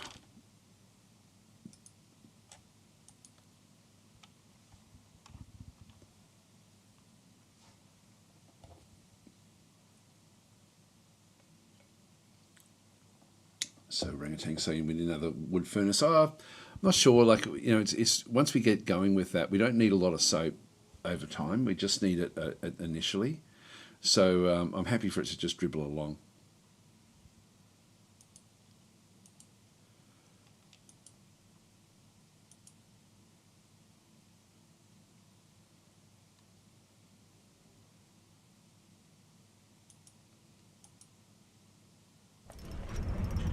Okay, Falcons has created Ubalakoth, a bulky rope reed sock. So we've made a single sock after all of that. Okay, so we'll have a look and see what's going on here. So she's given it across to the, she offers it to the contested hammer, which is our government. So we have Ubalakoth in through here. Let's have a look and see what this thing is made of. This is a bulky rope reed sock. All Crafts Dwarf shippers are the highest quality. It's decorated with yak leather and trillion cut green glass gems and encircled with bands of rope reed. Yak leather and trillion cut green glass gems. It is made from rope reed cloth. The object menaces with spikes of rock crystal. Wow. It's Resland saying, comfortable sock, I'm sure. Yes, I think so. Okay, so yeah, glorious sock. Don't let the sock monster near it. Yes. Oh, so yeah, he does this thing. Need another wood furnace after a major battle. You might think otherwise. I think we'll still be okay. Like we'll end up with enough soap over time.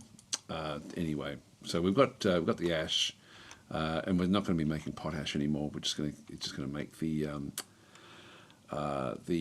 lye. So we should be fine. Right. That sock needs to have a home, and we're going to place that one in here. We have on each of these, we've got like a gold pedestal. This has got one of the artifacts, which is a ring. Got another gold pedestal in through here with another artifact, an amulet. And so this one here is going to have a sock. If we have a bit of a look through, this is going to be a rope breed sock. Bulky rope breed sock, Ubalakoth. There it is. So that's going to then be placed in our main meeting area and through here. This one's eating raw fish. Bomrek, the glass maker.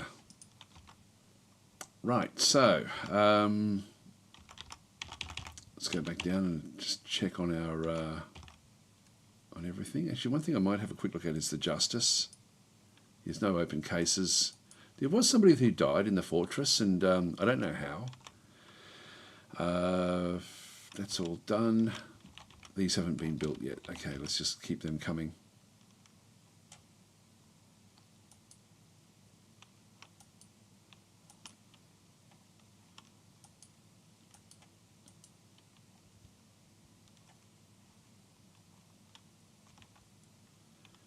And we will need to satisfy these. Actually, sorry guys, I'm actually just looking at the time. I actually have to get going. I've got a some live streams over on the Slytherin channel coming up in less than an hour now. I was just going to give myself a bit of a breather before I did those. I've got 4 hours of streaming over there, so that's what's been scheduled in.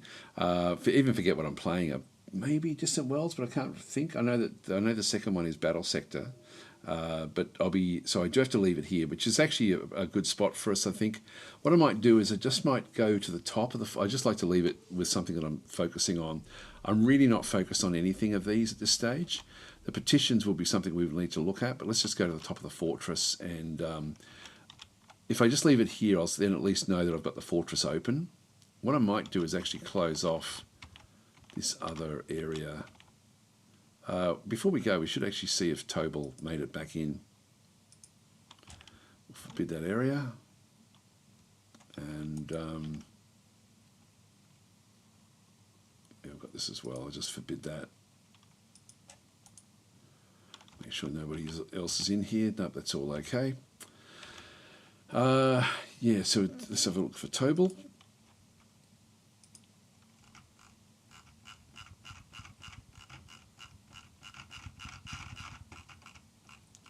Somewhere. Tobal. It's made it inside. Wow. Got chased around by a giant earlier on, an undead giant, but managed to make it back in there. That's pretty cool. Lire's been completed. That's good. So we're now starting to, the soap manufacturing will now start to sort of kick in with with everything that's happening there. So let's just go back up to F1 again, and I'll leave it there, guys. So thanks for watching, and yeah, so William Chapman was saying, Daz, it sounds like you're playing Dwarf Fortress, The Walking Dead edition. Pretty much. These 49 hostiles that we see are all undead, so there's heaps of them. And Throwaway saying, oh, Mechanicus 2 is out. I don't know if it's out yet. I got the key just before I started doing this, actually. So, but I'm not allowed to show it. But there's certain things I'm not allowed to show, so I'm not exactly sure if it's out yet, but it is on its way. Yeah, Thomas saying yeah, that one before. All right, so we have, is there no search function to find out if there are any pigtails rather than looking visually? No, there's not. Not on the outside. Like there's, for example, there's dense, dead, staring eyeballs. So certain things will grow out through here. These will then always be dead because it's an undead biome. But underground, it literally is. There's no way, not that I know of any way, to actually. If I just go to F6, not that I need to do it anymore, but because these are in the wild, all I can really do is just go across into my gather, set plant gathering, and just blanket sort of select things. But there's no. It doesn't show up as being open. Like there's some out here, but it's too dangerous for me to go out there. So I won't be out that way, but we should see more and more of these starting to grow inside the area that we've actually got selected. Anyway, I'm going to leave it there, guys. Thanks for watching, and well, if you're here for Dwarf Fortress, should be back next week. Otherwise, I'll be over on the Slytherin channel in about 45 minutes, and Oh, here we go. Pigtails are growing nicely in here now, which is good. I should just go back up to F1, and I'll leave it there. So thanks for watching.